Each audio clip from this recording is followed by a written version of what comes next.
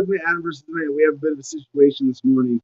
Our executive producer, formerly known as Comment Jim Freedom, is MIA. Has not been heard from by anybody that we know of since yesterday's show. Not that anybody was trying to get a hold of him or expecting to hear from him until this morning. And he's got a lot going on.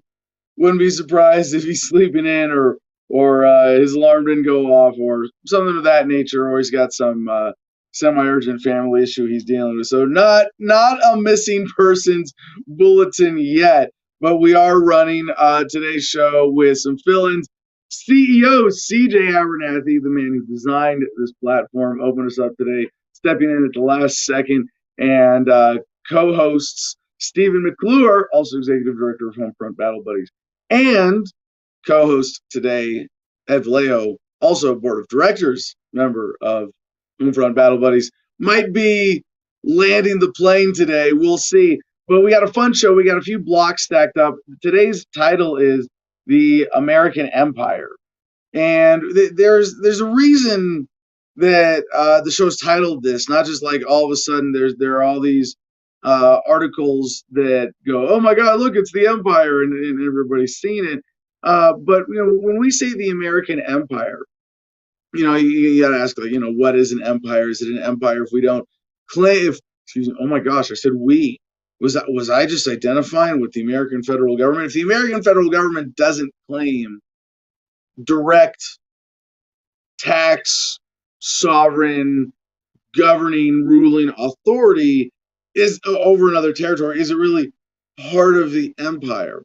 But that's a very narrow-minded analysis of what is the American power in the first place, to assume that it's as simple as that it's just American political sovereignty, the territory ruled or claimed by the American federal government, if that in and of itself is the power of the United States. Because in a sense, there's this geographical boundary that creates a nice enclosed area, and a psychological effect of identifying as an American. The whole thing with the border, a lot of like the insecurity. We have a story about that it's foreign nationals as opposed to Mexicans coming over the Mexican border, not just even Southerners, but people from around the world going, we can sneak in the southern border with the Mexicans and then be in the United States. And there's a certain, insecurity that a lot of Americans feel. There's a certain fear that's driving a lot of the policy of, build the wall or at least secure the border.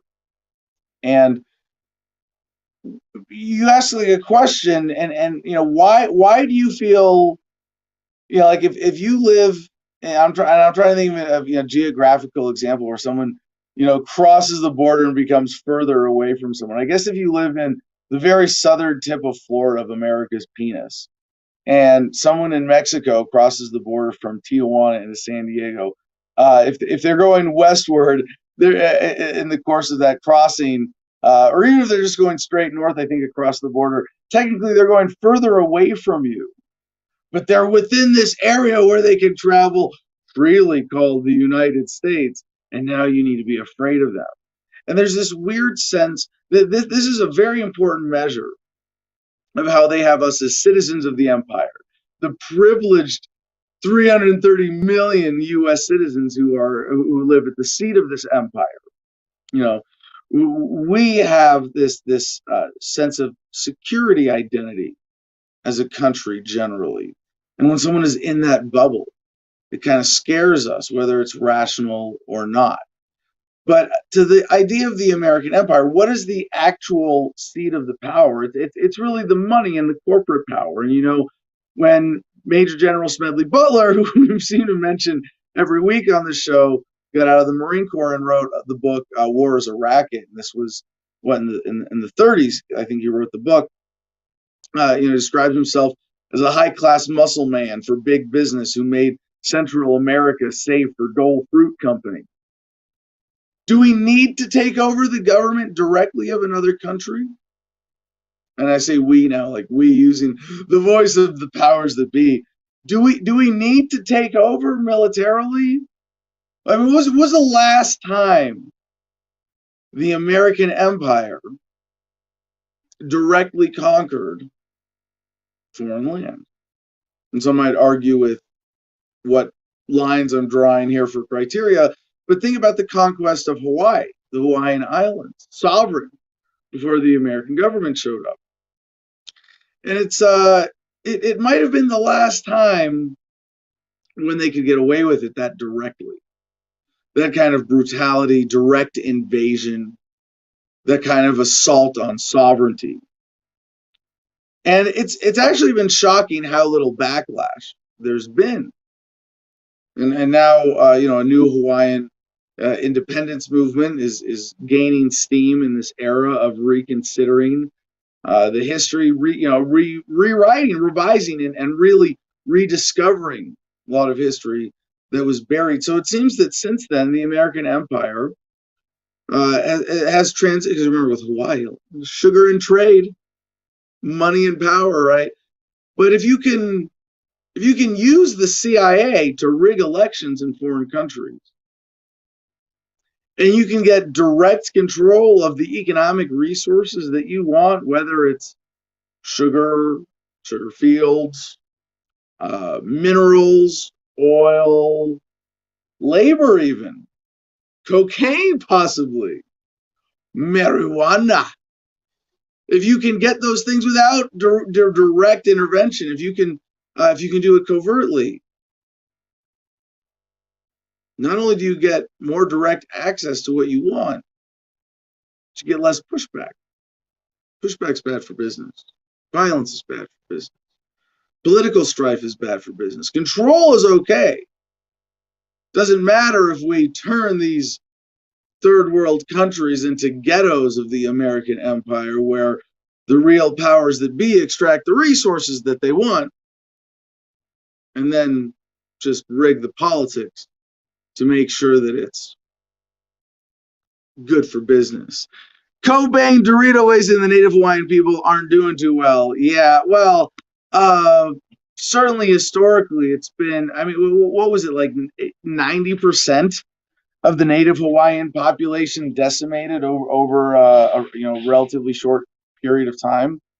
If you could do that before, you get away with that when you could control the communications, when you could commit such atrocities and bury them. You just can't anymore.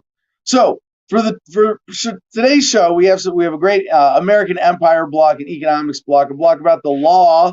Yeah, Baltimore no longer prosecuting drug possession and prostitution. We may have a victimless crime. And I've been turning over this idea for some reason in my head. This has been just going over and over again, that there's really one police reform that sort of urgently needed, that would solve so many problems, which is to say, let's end policing as a patrol activity and make it about real police work of responding to complaints.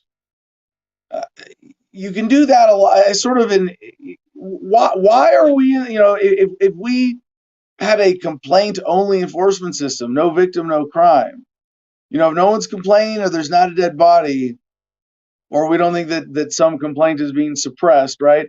That one major adjustment would get government so much more in line with the concept of the natural law, in line with the idea of no victim, no crime. Maybe it's just a fantasy, but it's sort of like what I deal with here in my neighborhood. I see, so here in Gardenia, we have a beautiful view, being on kind of a hill in the middle of the Ashfork Bowl, so to speak, and beautiful mountain views on three sides. And running across the middle of the bowl, about 2 miles away at its closest point, and maybe 10 at its furthest across this valley, you can see the I-40. And at night, it's during the day, if you get up above the tree line, you can see the big white box trucks pretty clear. At night, it's like a ring of or string of Christmas tree lights on the horizon, just beautiful. Until you see the cherries and berries popping up, and you can see people getting pulled over on the 40. And I see people patrolling. Last time, I got pulled over on the 40. They took my license, my driver's license, so gonna have to do something about that. But don't worry, it might just be come up with the right thing to say. Don't worry, I've got plenty of right things to say. But even in Ashford, when you see cops, you don't go, oh, that's good. They're doing their job. They're responding to some crime. You go, oh man, someone's probably getting screwed. And that's what we could change that with just one change. All right, so we got an update on the law, censorship, and then a really fun grab bag. We're gonna get to all this today, one way or another, regardless of who's behind the helm, regardless of, I'm just the face of this operation. Someone else actually controls this show from behind the scenes in StreamYard. So to get the promos out of the way, go to AdamVersusTheMan.com. We'll see if CJ's up on his game this early in the show. Go to AdamVersusTheMan.com. Find us on Patreon, patreon.com/AdamVersusTheMan, where $10 a month gets you our most important perk, access to the Producers Club. That's the behind-the-scenes conversation. You can hang out backstage in StreamYard, get access to our exclusive Telegram group for producers, and what else? Exclusive content there. Excuse me. Yeah, fun stuff. So please support the show. Go to Patreon or AdamVersusTheMan.com. There's a great store there that CJ put together. By the way, pretty soon he's going to be putting together another store for Homefront Battle Buddies with the same format, which has been working great. Oh, and if you're a Producers Club member, you get 15% off and free shipping from the Adam versus the Man store. So if you want to see what I was talking about in Gardenia here, don't forget to go to at the Garden of Freedom on Instagram.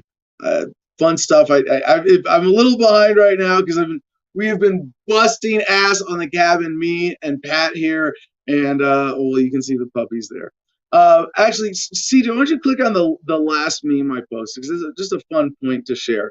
We got these two dudes, and it's the CJ. What do you call that? You want to jump on? What do you call that? The blonde with the beard or the big beard face. I don't know. I've seen it pop up in a number of things. I've seen it used, to describe like prototypical libertarian man, and I kind of like it for that. CJ, what do you think? What's that blonde, big bearded face dude mean to you? Man, I'm all blurry again today. All right. It looks a lot like you. It must be the drugs. Anybody that's watching, it's just the drugs you're taking. Yeah, no, CJ is turning into Bigfoot. That's what he's doing. All right. Thanks for jumping into this, CJ.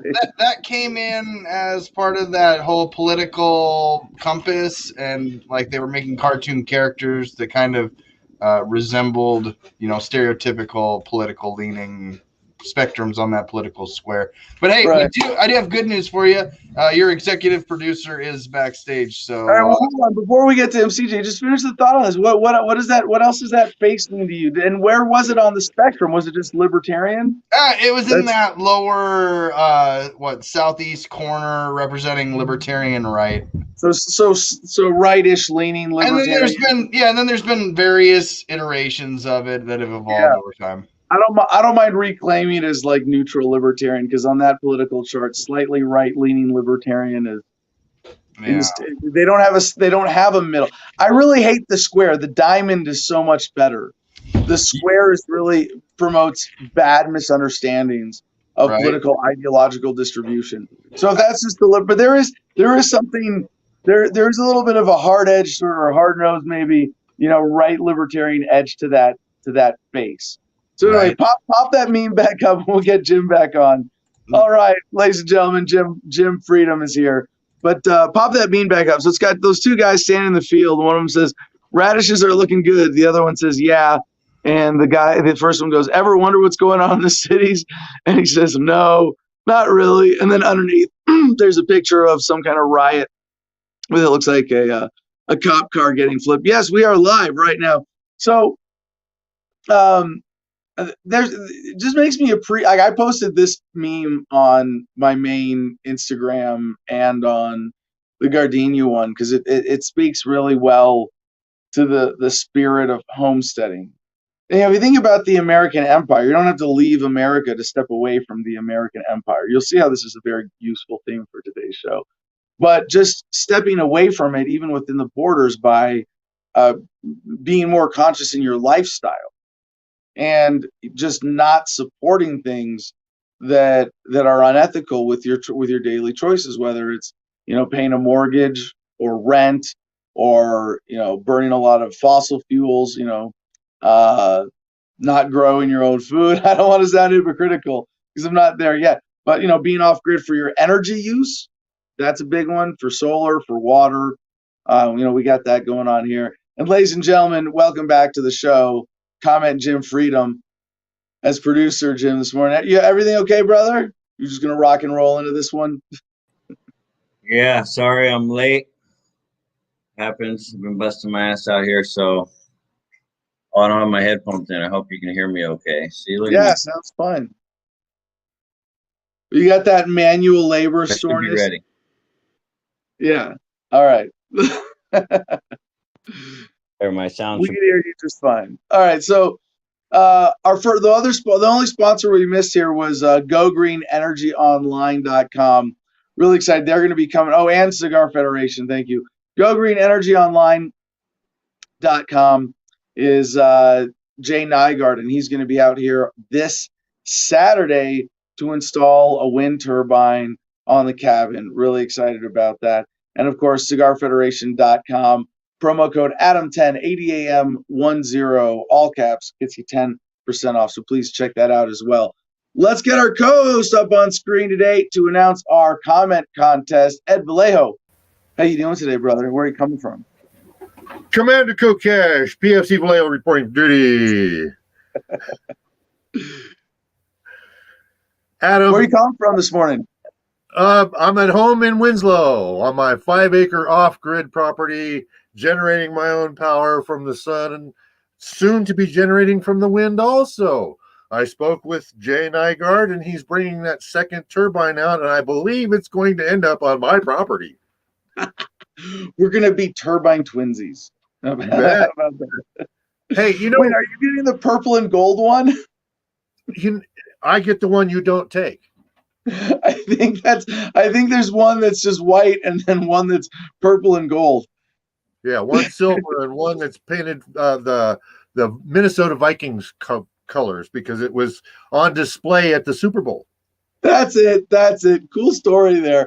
All right, so what's your comment contest for the day? The world is so serious. We're just full of Karens and these people that are just so uptight and just they need to loosen up and they could sure use our show once in a while because we have such a good time. We have a lot of fun. Okay. Last night I heard a great news-related joke. So that's it. The best news-related joke today. Okay. I heard. All right. What was the most washed body part of 2020? Hands. That's what everybody said. Brain. Yeah.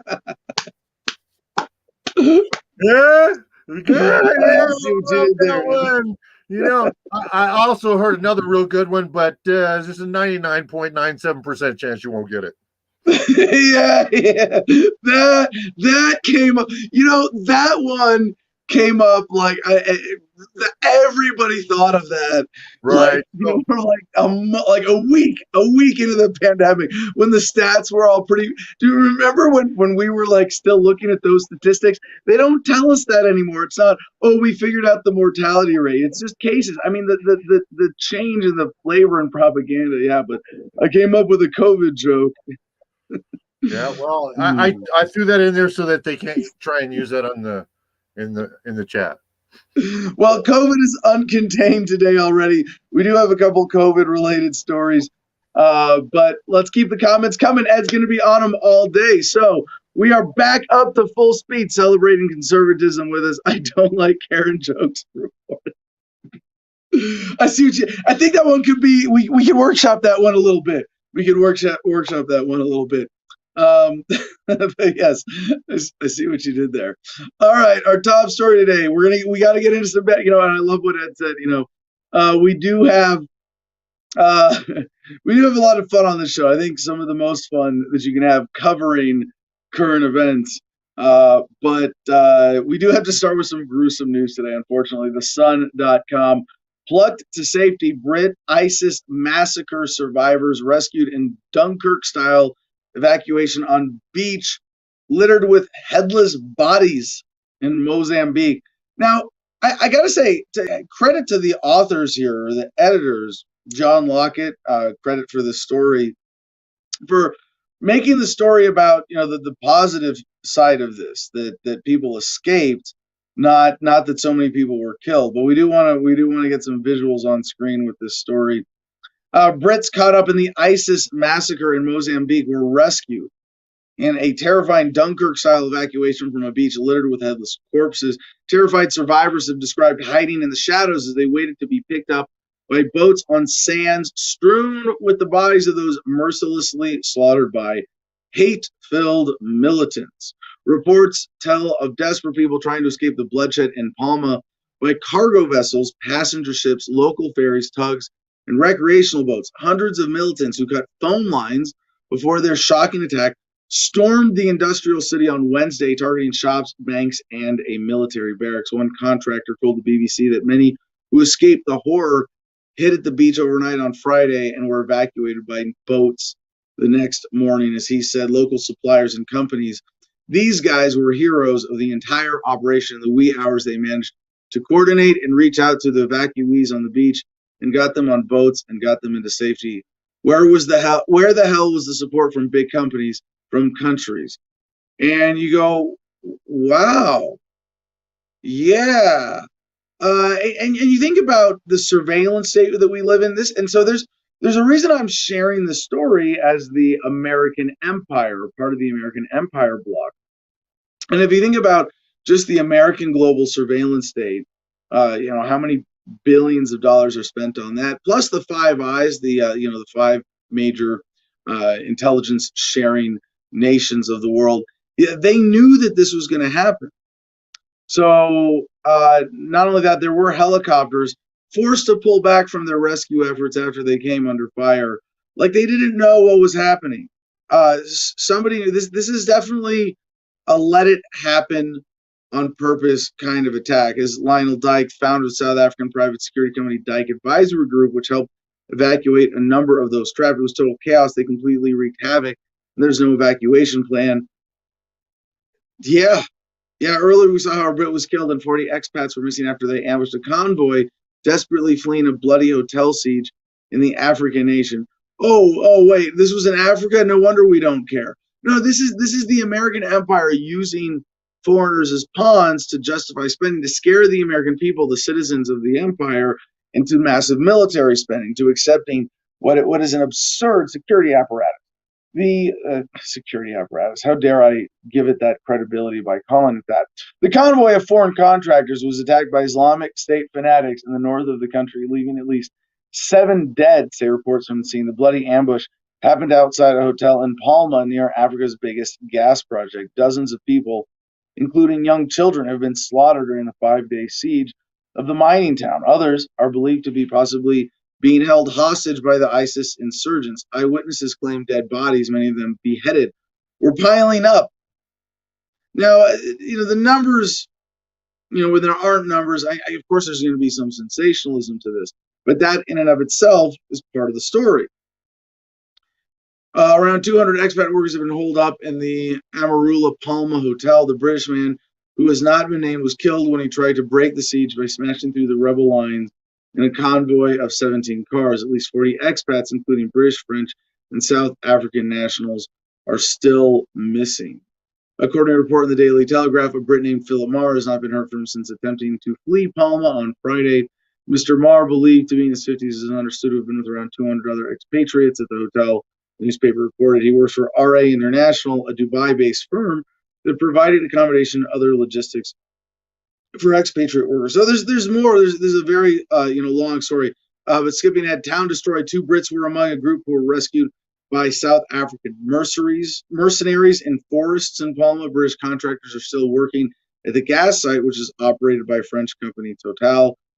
During the 3 days of the attacks, banks have been looted, government buildings and vehicles have been set on fire, and much of Palma has been destroyed, a security consultant. So a lot of the headlines around this are saying ISIS takes over city, or town, and that's not an unfair description. A security consultant told the Sunday Times that the town was chaotic and with no real sign of anyone on the offensive. The insurgents are doing as they please. South African Adrian L. 40 was one of those killed in Palma. His devastated mom, Meryl Knox, said, "My son's body is still there. I know those savages would have done horrific things to him. I'm heartbroken." Her husband, Gregory, managed to make it out of Palma, though she told AFP that he had to carry the body of their dead son until he was rescued.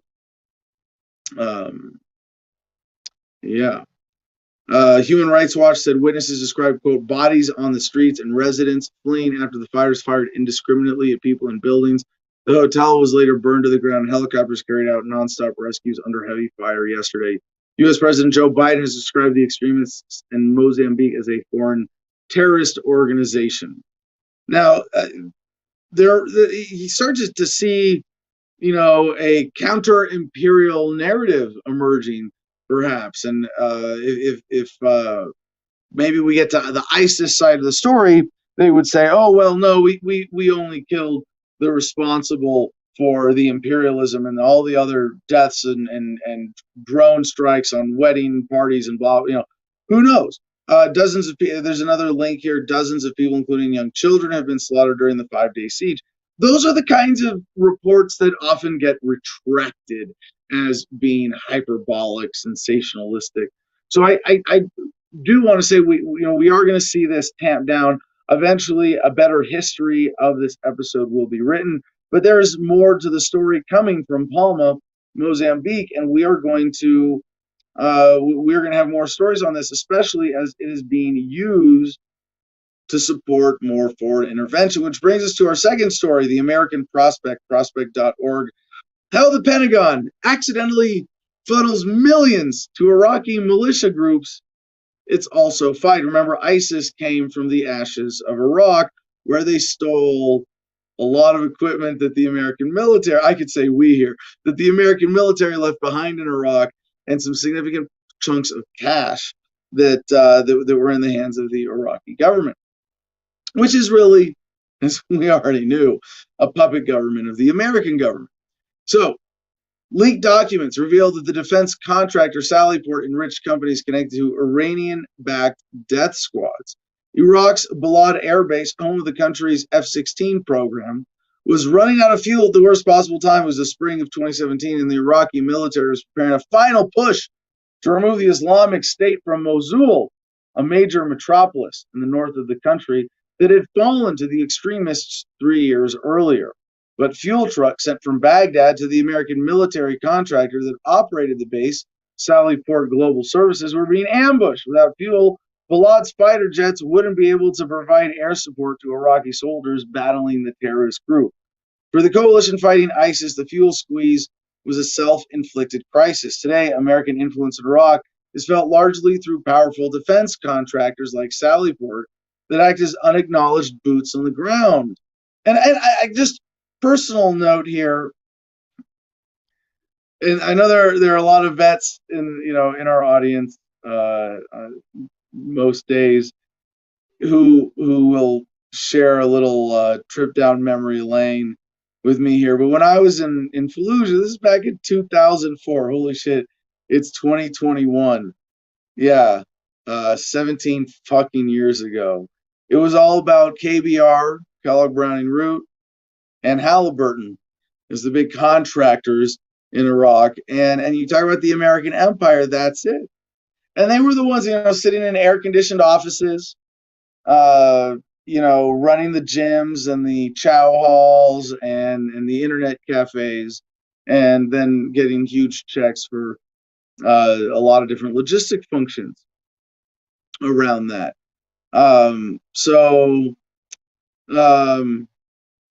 Yeah, back to the story. These companies have a vested interest in the continuation of the war and the stealth occupation. Sallyport's leadership contains a roster of former military intelligence brass, and it has won around $2 billion in Pentagon awarded contracts at the Iraqi Air Base since 2014. American military contracts are ostensibly meant to help bring peace and democracy to Iraq and security for the United States. In reality, Pentagon spending has led to more violence. The fuel crisis at Balad is a perfect example. Sallyport's profit is contingent on maintaining control of the base and ensuring smooth functioning. This has driven the company to make deals with Iraqi politicians known for corruption. Sallyport's partners are even allegedly connected to paramilitary groups that include America's battlefield enemies and human rights violators. These types of illicit deals are a routine part of Pentagon contracts across the country, and they're valuable enough to fight over. As C.D. Moore, Chief Operating Officer of Sallyport Global Holdings, said in a statement, all of our business partners in Iraq have been fully vetted, including vetting by the U.S. Department of Defense for work at Balad. We are vigilant about and take very seriously our obligations to comply with all U.S. and host nation laws and regulations. Right. Internally, Sallyport blamed ISIS for the attacks on its trucks, but the ambushes which targeted tankers attached to the fuel trucks rather than the drivers didn't match the terrorist group's profile or its capabilities. Intelligence analysts privately believed they were part of a corporate turf war. Sallyport consultant Ginger Cruz wrote in a May 2017 email to the company, the biggest hurdles you have in getting fuel are primarily political. Cruz, a former U.S. government anti-corruption official, offered Sallyport a solution. The selection of vendors is directly tied to good business decisions. Cruz wrote in the same email. In Iraq, good business typically means breaking the rules, something Sallyport was ready to do. On Cruz's recommendation, the contractor turned to an Iraqi company, Laith al-Bawadi, to supply fuel. Laith al-Bawadi shares personnel with a complex network of multinational companies called Sigma that was previously blacklisted by Cruz's former employer, the Special Inspector General for Iraq Reconstruction, for alleged corruption. Now, I don't think we need to go more into the details of this particular case. One of the quotes here in the story, American contractors are essentially cooperating with known enemies, outsourcing corruption and military operations to a contractor is just a tool for politicians to avoid accountability for America's wars and mistakes. America's failed in Iraq because of the symbiotic relationship between the U.S. military, its contractors, including Sallyport, and its rivals, and the country's corrupt politicians and paramilitaries. The article concludes, if there were no stealth occupation, there would be no military and logistics contracts for insurgent leaders and military contractors to profit from, and no economic incentive to continue fighting Iraq would have a chance to move forward. John Smith weighs in other news. Lil Nas releases a new cryptocurrency called Bitcoin, which the artist assures has value in this life and the next. Okay, thanks for that side comment. We do have some crypto news we'll get to today. But to all of the conspiracy theories about, well, it's the State Department and it's the CIA, covertly funneling money to Iraqi contract or to ISIS, to the death squads in Iran. It doesn't even have to be that deliberate to know that it's going to happen when you put this kind of money out there with contractors this way. And it seems like if you're the sort of the real engineers of the American empire right now, and it's probably real, there are a lot of people who have roles in this, but just a handful of dudes, manipulate. It could be women too, but I'm giving the fair gender the benefit of the doubt here, just like there have been no females who have successfully stooped so low as to be president of the United States. That's something your gender should be proud of.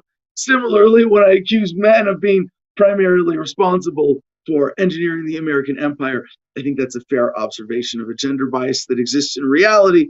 Okay, so we got some gender law news coming up later as well. Okay, so for the dudes pulling the levers on the American empire, really engineering the system, do they have to make the attack in Palma happen? No. They just have to keep getting this money out there, and to them, a few billion here, there, it's not that much, and for ISIS, a few million, that's 1,000th of a billion, just a few million goes a long way could make an attack like Palma happen. How many tens, hundreds of millions of dollars are currently just out there floating around with these groups waiting to make these attacks happen with a little encouragement, a little support from the American government, or just a little bit of infiltration and let it happen on purpose, perhaps.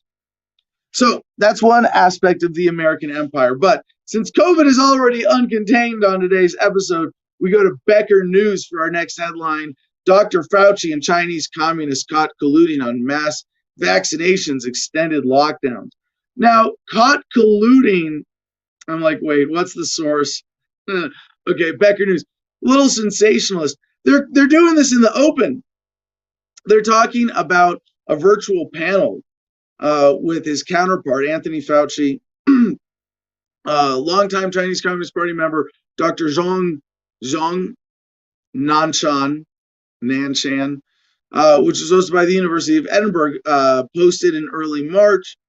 Has gotten little attention despite the public health experts' advocacy for strict lockdowns extending 2 to 3 years in global mass vaccinations. Now, I am not shocked by this news story. Like, I'm not, oh my God, Dr. America's head COVID guy and China's head COVID guy are talking policy together in public about how much worse things could get. Duh. Right? But it is worth pointing out, this is what that other side of the story looks like. And when we analyze on Adam versus the Man, we try to look at where this is going, try to answer the bigger questions. Is it getting better? Is it getting worse? This is not necessarily what they're trying to do.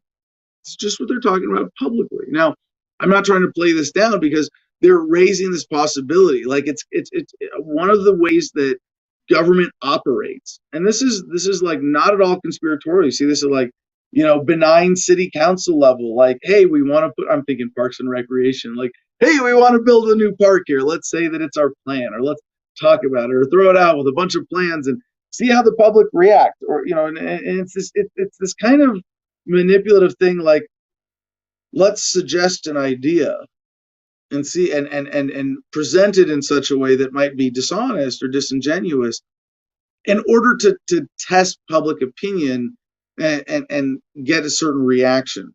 And by and large, there's been little reaction to this. I think the government got what they wanted out of this, sort of test balloon, is that if they keep lockdowns, well, I should couch this in some other terms, right? Because this, saying it publicly like this, when it's Fauci and Nanshan, they are all actively trying to pull public opinion in this direction as well, right? They're trying to get the public to accept lockdowns or to think that the lockdowns that remain in the United States, or the restrictions that are mostly going, but in some ways coming and going, might be justified.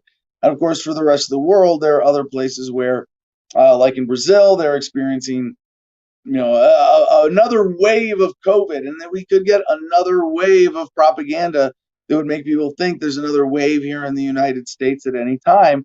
And they would go, well, I guess it's time to go to that 2 to 3 year global mass vaccination strict lockdown phase that Fauci and Nanshan came up with. Remember that? Yeah, we talked. Oh, you didn't remember that? We talked about that back in March. But don't worry, you don't have to worry about it. We'll go ahead with this. So when they put this out there, they're trying to determine what they can get away with. And in the United States, in many ways, the lifting of restrictions now is because they've hit their limit of what they can get away with what they've convinced people of as of right now. So they know that in order to get to the next level of lockdowns, shutdowns, and economic manipulation, there's going to have to be another wave of propaganda. So brace yourselves. That's kind of what we're watching for. And we see that in the news in different ways. We do have some different, I kind of want, I got to tease ahead to our COVID block tomorrow. Because what they're trying to scare us with right now is that COVID can give you erectile dysfunction. And Fauci is the worst street magician. Thank you, Rob B. And this is University of Rome doctors looking at the change in fertility of 100 men. 28% of those who had COVID said they were suffering with erectile difficulties. In comparison, only 9% of those who had not had COVID experienced problems. Now, there's a really simple explanation for this. Who gets COVID? Fat people, unhealthy people, men more likely to experience erectile dysfunction anyway.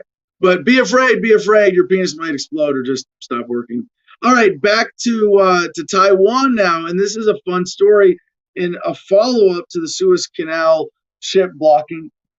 Taiwan Evergreen truck jams traffic in China. Ever struck netizens compare gridlock caused by container truck to Suez Canal obstruction, right? Because right away, and I'll just read this. Amid the global shipping crisis caused by a ship chartered by Taiwan's Evergreen Marine Corp, a truck carrying an evergreen container caused a massive traffic jam on a busy expressway in China. The Panama-flagged Evergreen, chartered by Evergreen Marine Corp and owned by Japanese firm Shoei Kisen Kaisha, became wedged sideways in the middle of the Suez Canal on March 23. At the time, as of the time of publication, the gargantuan vessel is still stuck, although it is free now. This article is from yesterday, and yesterday we covered the ship being freed. But on Saturday, March 27, traffic camera footage surfaced of a truck carrying a bright green evergreen container involved in an accident on a busy expressway in China's Jiangsu province, causing a long line of vehicles to be jam-packed. Behind us can be seen from the timestamp the photo was taken. Anyway, given the significant disruption to global supply chains caused by the Ever Given, netizens quickly shared the photo on social media, both in China and across the globe. Many pointed out that the scene appeared to be an uncanny land version of the canal conundrum, with the truck stuck at the same 45-degree angle to the right as the megaship. Chinese users of Weibo had a field day poking fun at the Taiwanese company. Now, the thing is that now one of them says this is Taiwan independence. Right now, there's a huge struggle, and this is not being really properly contextualized. But this just might be too obvious that there's some Chinese, like, because I don't have any grounds for this. I'm just saying, looking at the Ever Given incident in the Suez Canal, that had to have happened on purpose.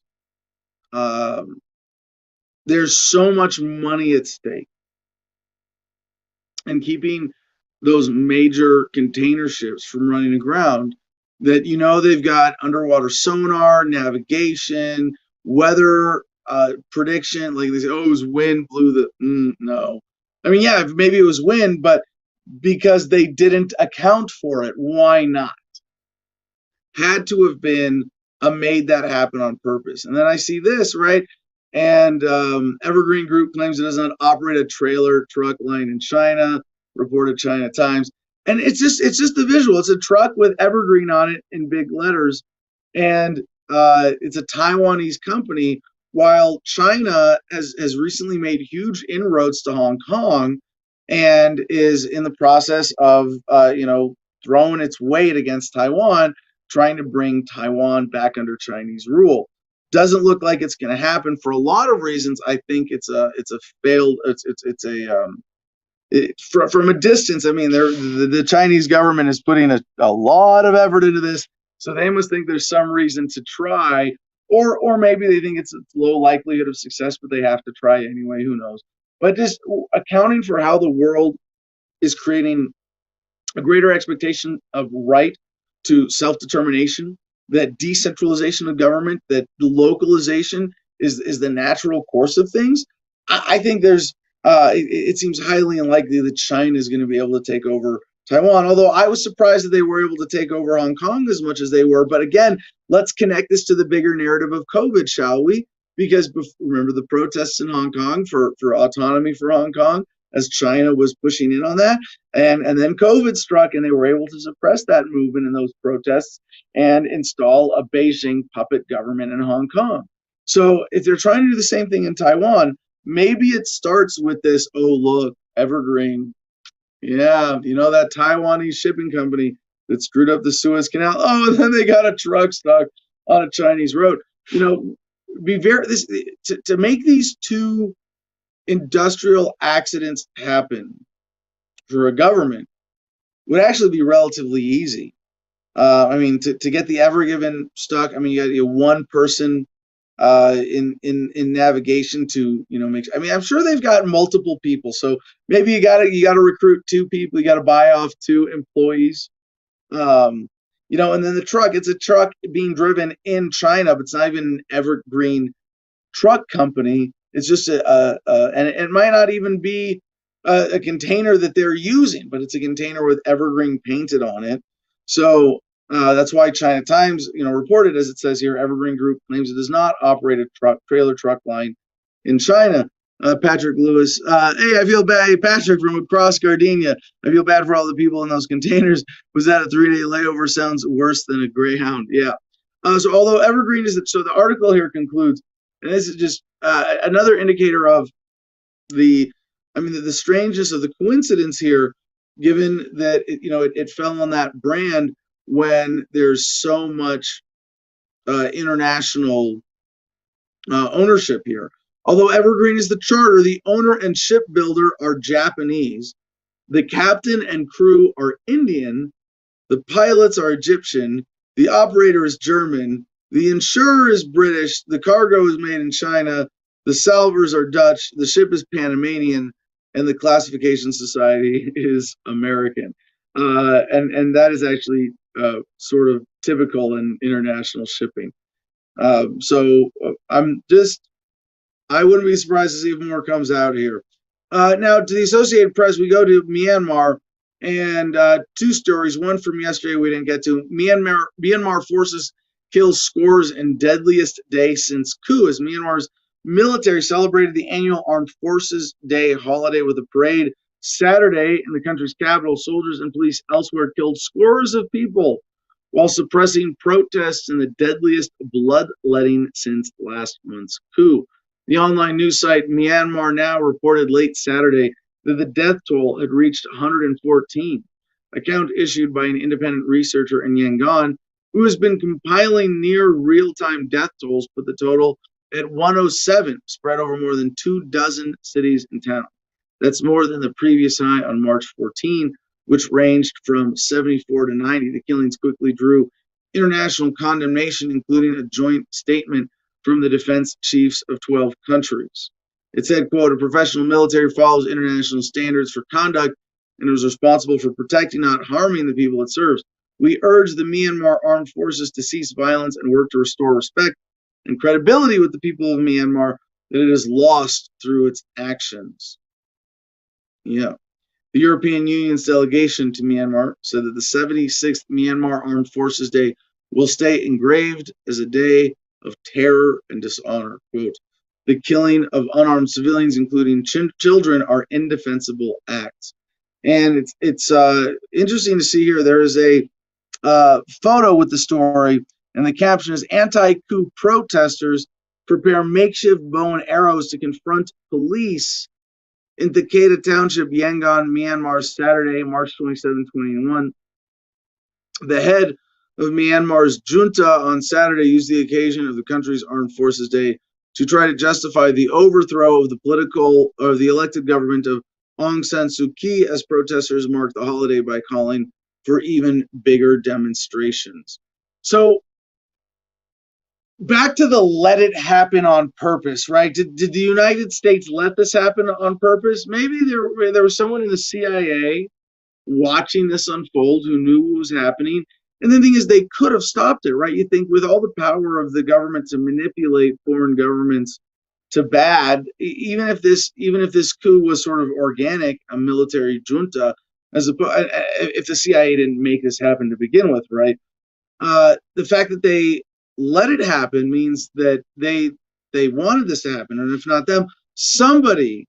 Like what things like this, when you have, and I'll say 2 global empires now, or competing, global empires, maybe in East and West with China versus the United States. Either one of those central governments, the central government of China or the central government of the United States, could have prevented this from happening. So think about it this way. If they both wanted to stop this from happening, they could have stopped it. However, if one of them wanted it to and the other one didn't, there could have been a proxy battle that both of them didn't care that much about, and did, they sent a few covert agents with money in, et cetera, or they both wanted it to happen and both helped make it happen, or one made it happen and the other let it, or it was sort of organic, or somebody else made it happen and they both let it happen. But it's time that the people of the world stop accepting this.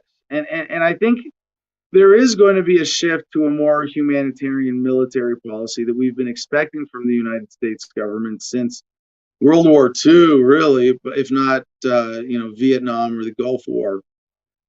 That, military interventions be to prevent coups, to prevent massacres, to prevent massive human suffering. And the fact that they're not being used for that, this should really tell us something, because they have that power. They absolutely do. We have given that, we, the people of China and the United States, have given our governments so much money, power, resources, that we should all know that when something like this happens, at very least, one of them either made it happen or let it happen on purpose. Our next story on Myanmar from Reuters. Let's see where this goes. Outside pressure builds again on Myanmar junta as death toll tops 500. Myanmar faced growing criticism on Tuesday over surge in violence against opponents of military rule that killed more than 140 people in one day, with a new offer to help promote dialogue by neighbors alarmed by the crisis. Myanmar has been in turmoil since the army ousted an elected government led by Nobel laureate Aung San Suu Kyi on February 1st, detaining her and reimposing military rule after a decade of tentative steps towards democracy. At least 512 civilians had been killed in nearly 2 months of protests against the coup, 141 of them on Saturday, the bloodiest day of the unrest, according to the Assistance Association for Political Prisoners Advocacy Group. Fighting has also flared in old wars between the Myanmar army and ethnic minority insurgents in frontier regions, and refugees are beginning to spill over borders. So there's a lot of potential control of bigger pawns on the chessboard with an episode like this. And you think about, remember back to the way I described what is the core of the American empire, what is the real nature of the power of the American empire. It's not just political, and it's certainly not political sovereign rule. It's a lot of shadow power. It's a lot of economic manipulation, and it's the economic power of the international corporations that really drive a lot of this policy and make things like this happen. When we say, remember that we say that there's a let it happen on purpose element to this, at least by the two great superpowers. When it's the United States letting it happen on purpose, why did the government let it happen on purpose? What would make the American government go in and intervene and prevent something like this from happening, or intervene covertly, or simply offer covert support to the good guys instead of offering support to the bad guys, which is typical of American imperialism? Well, who owns American politicians? The bankers and their corporate sponsors. And they are okay with this happening. How directly engaged are they in the minutia of the manipulation of the American empire? Who's to say? But I guarantee you the people who are watching the flow of money, who are getting paid off, are keeping that money going. Mike Freeman weighs in. Are people becoming the new commodity? That's that's an interesting way of looking at this, because if anything, the way that I have thought of human labor capital is, while increasing in value because of technology, well, shit, this gets me to the inclination to the population control people. Do they want to maximize populations, or do they want to control and exploit them? Are smaller populations more exploitable? I think that's the bigger question. They don't care about killing off 10% of the population if it means the other 90% are going to work for them 20% harder. So to Russia now, France24.com, Russian newspaper fights on despite threats and attacks. Captured on CCTV camera late last night, a man on a bicycle with a food delivery backpack approaches the offices of Novaya Gazeta, Russia's leading independent newspaper. In the grainy footage recorded in central Moscow earlier this month, the man sprays an unknown substance at the newspaper's front door, then slowly walks away, careful not to look up at the camera. Sitting in the offices a few days later, editor-in-chief Dmitry Muratov tells AFP has no doubt the chemical attack was the latest attempt to silence one of the few media outlets in Russia willing to challenge the official line. As he said, quote, this is the use of military-grade, non-lethal, poisonous substances to warn the paper staff or as revenge on them.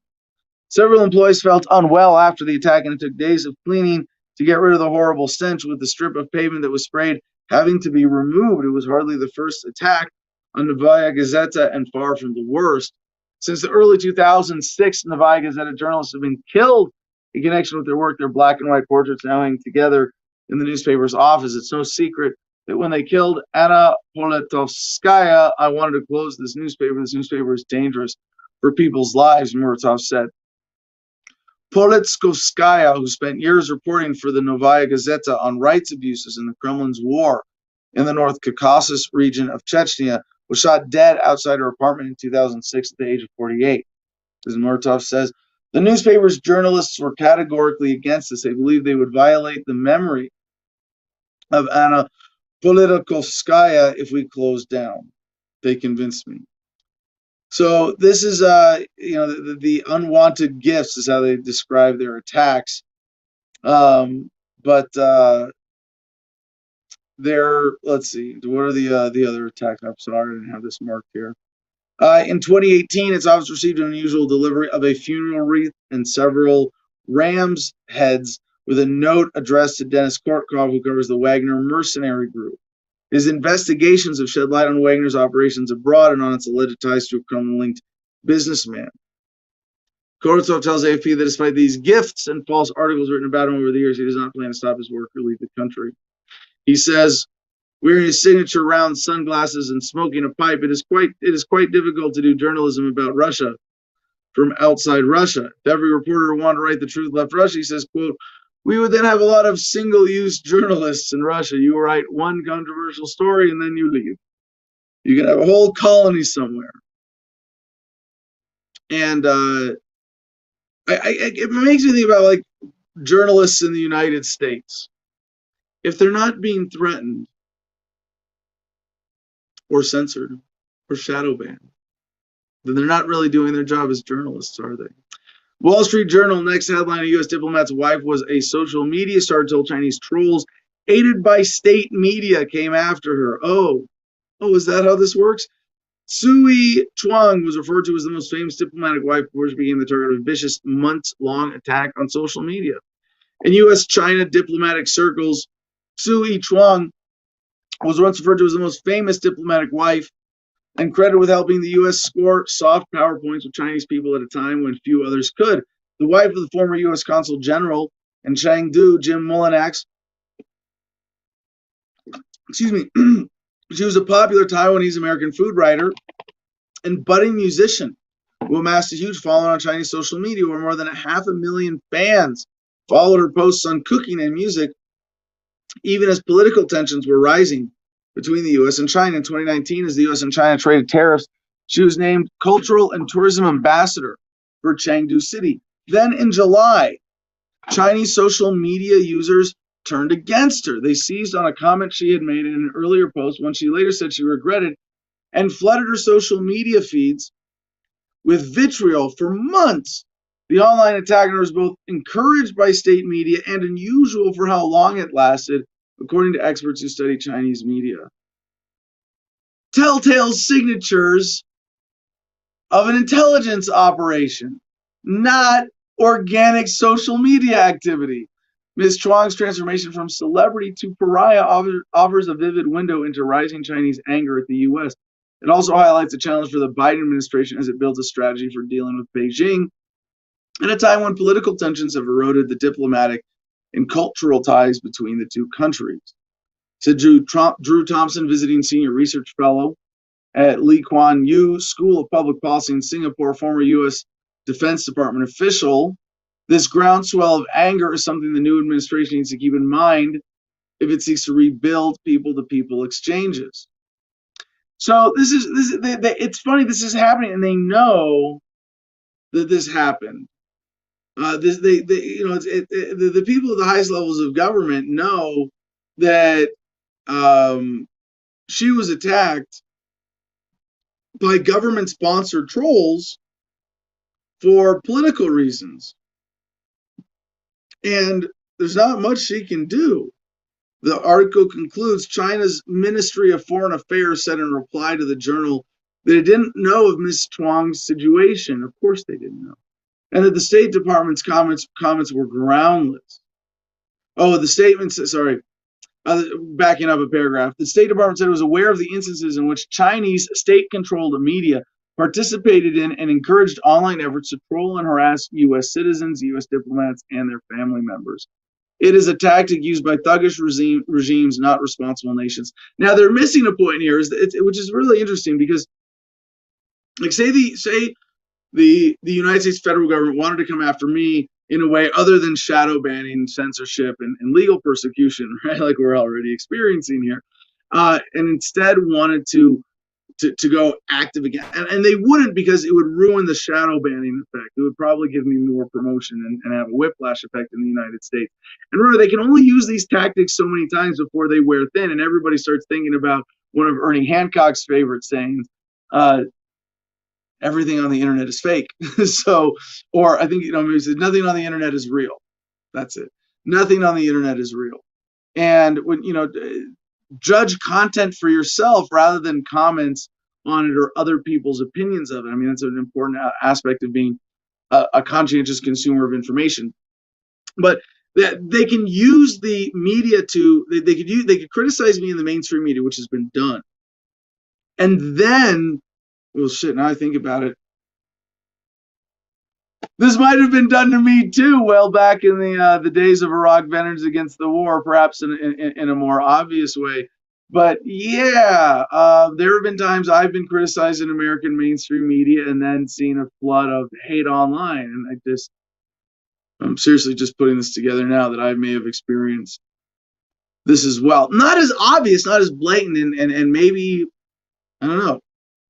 You have to look back at specific incidents. But here with Ms. Chuang, they're actually tracking this over time and going, this is not organic. We can say, with something like 99.9% certainty, this is not an organic response to the media telling people to attack someone. This has to be some kind of sponsored troll activity. That's why the duration of the attacks is such a critical part of this. China's Ministry of Foreign Affairs sent a reply to the Journal that it didn't know the situation in the States, so those are the comments that they were groundless. China has a free internet. Its users can freely express their opinions, and Chinese media is unbiased, truthful, and accurate, the ministry said. Wow, they're that blatant. Classical Music Adam has obviously been the target of government operations meant to silence him. Thank you. I appreciate that acknowledgement. Ms. Chuang said she recently resumed cooking, writing, and posting on social media. Not doing so would only mean letting the trolls win, she said. Looking back, the incident showed her how little room is left for bridge builders in U.S.-China relations. As she said, quote, China does not balk at destroying the moderates to make a complete enemy out of the United States.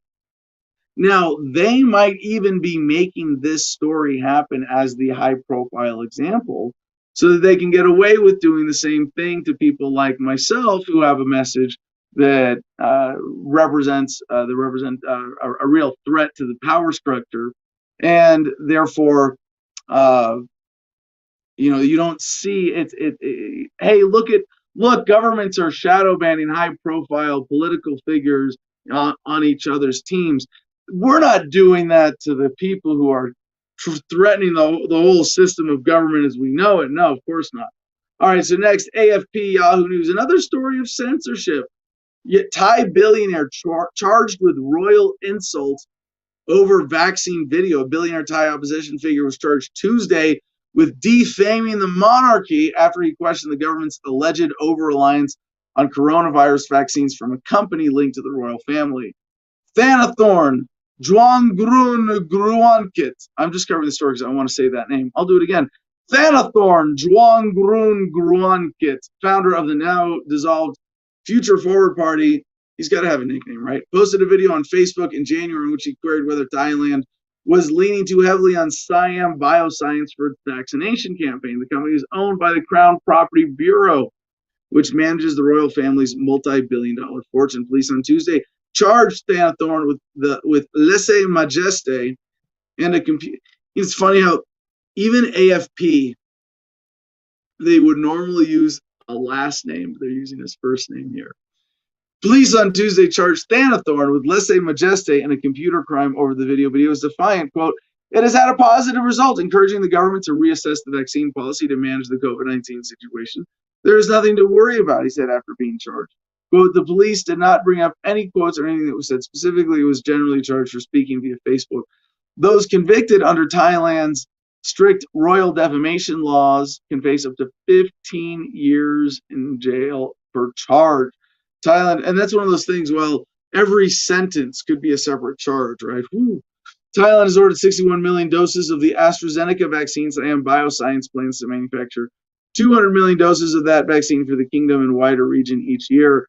Thanathorn will have to report to police again. So anyway, but here's the political backstory. Before it was disbanded, his Future Forward Party was Thailand's third largest, drawing millions of supporters who were attracted to his anti-establishment platform during the 2019 election.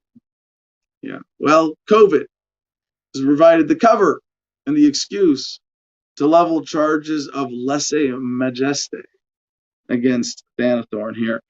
Jamie, well done. All right. Bloomberg from MSN, and this is the last in our international block. A private tech city opens for business in Honduras. So we're going to end our international block with some good news. If you're going to work remotely, Prospera is a nice place to do it. Located on Roatan, a tropical island off the coast of Honduras, it features a series of airy offices and communal outdoor spaces with ocean views. There are other real estate developments on the island, but Prospera is the only one with its own set of laws and governing system. Prospera is the first project to gain approval from Honduras to start a privately governed charter city under a national program started in 2013.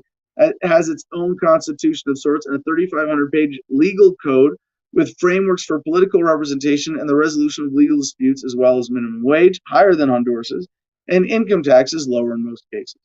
After nearly a decade of development, the settlement will announce next week that it will begin considering applications from potential residents this summer.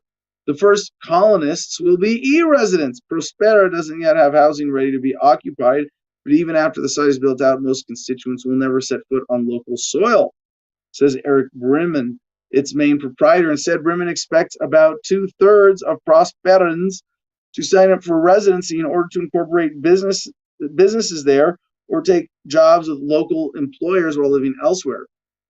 For many Central Americans, Brimman says it will be an attractive alternative to the meager economic opportunities afforded elsewhere in the region, whose governments he considers to be bureaucratic and corrupt.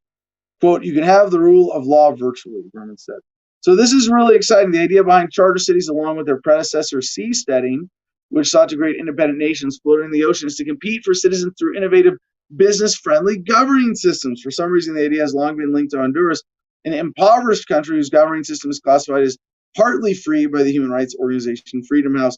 Paul Romer, an American economist who pioneered the idea of charter cities, tried to start one in the country a decade ago. It failed, but Honduras has spent much of the time since then writing a law to enable such cities, which are known in the city as ZEDES, short for Zonas de Empleo y Desarrollo Económicos, employment and economic development zones. But the prospect of creating pockets of prosperity that play by their own rules is controversial for obvious reasons. Let people live free. Oh my gosh, that's so controversial. Prospera has drawn protests from local residents who see a lack of transparency and little to gain from its existence, and a group of local political leaders signed a letter of opposition in October. Now, this is differently when you have existing land in an existing occupied land within an existing country, opposed to become, truly sovereign. So after years of debate, Prospero will be the first real-world test of a divisive libertarian idea, says Beth Giglia, an anthropologist who studies charter cities. There was a noticeable lull in the startup city movement in general until the Prospero Zete project got off the ground. It's ground zero. I don't know, maybe a lull, maybe a period of them being suppressed would be more accurate. Maria Evans, recolonizing South America. No, it's sort of decolonizing the United States to create economic freedom zones. Now, that there's that way of looking at it. If you want to look at it from an ethnic perspective, and it's like white dudes behind these freedom zones, and I'm thinking, did the Honduran government really work on this, or did someone write it for them? Some American lobbying group sponsored by Bremen or other entrepreneurs. But Bremen is a native of Venezuela, 37 years old, presents himself as only mildly ideological. It's not screw the state or let's be libertarians. He says it's somewhere in the middle. So it's native Venezuelan in this particular project. But in terms of decolonizing the American empire, think about what I said before. Again, what is the power of the American empire? It's not the sovereign territory so much as it is the economic and shadow power, the power of the banks, of the corporations, to selectively, carefully apply violence or hold back the application of violence in order to secure access to resources. So in this case, not only is it a Venezuelan, but what they're doing is creating an economic zone where possibly someone who might incorporate a corporation in the United States would incorporate it there, or perhaps in another place altogether where they can avoid the taxation and regulations of the United States. So with that, that's our international block. We made it an hour, 12 minutes into the show. Let's check back in with co-host Ed Vallejo before we get to we have some fun cannabis news today, unsurprisingly as well. But Ed, what else you got today? What else do I have? What else? What do you, I'm sorry, I should have said. Who are your? Make me laugh. I'll make it easy for you. What are your best comments for humor this morning? For humor, basically that the one John Smith put on about the Bitcoin. That's about the only humor that I've seen roll through there. Everybody else is just rolling along with what you're saying. Too many serious stories to start the show. I guess they're just not in a light mood. Well, tell us more COVID jokes. I don't really have any. Sorry, I guess I'm just not the. There's got to be a joke you can make in there about not having COVID.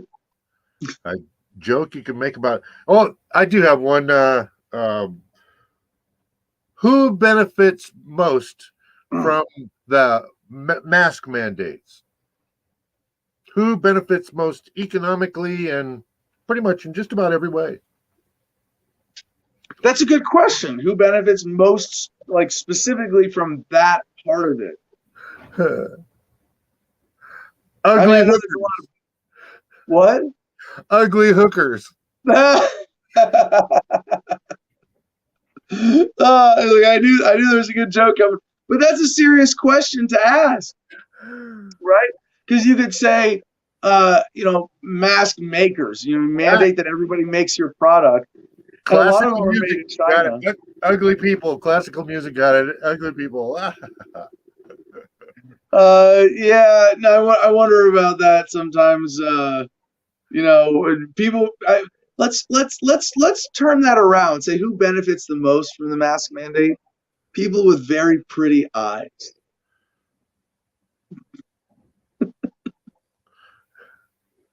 Is that trying too hard to be positive? Okay, but no. Let's try to answer the question in a serious way. Who benefits the most from the mask mandates? Are there any particular mask manufacturers? China benefits most from everything related to all the impacts. Everything. China. Well, China being able to expand its real estate holdings into the United States as it manipulate or sees the manipulation of prices? We got a story on that coming up coming up after one more fun positive story in our econ block about real estate market manipulation here in the United States. But is it the bulk of the basic medical masks that are being sold by the box and then discarded in so many irresponsible ways? Are those almost all from China? I wasn't speaking about the sales aspects of everything related to it.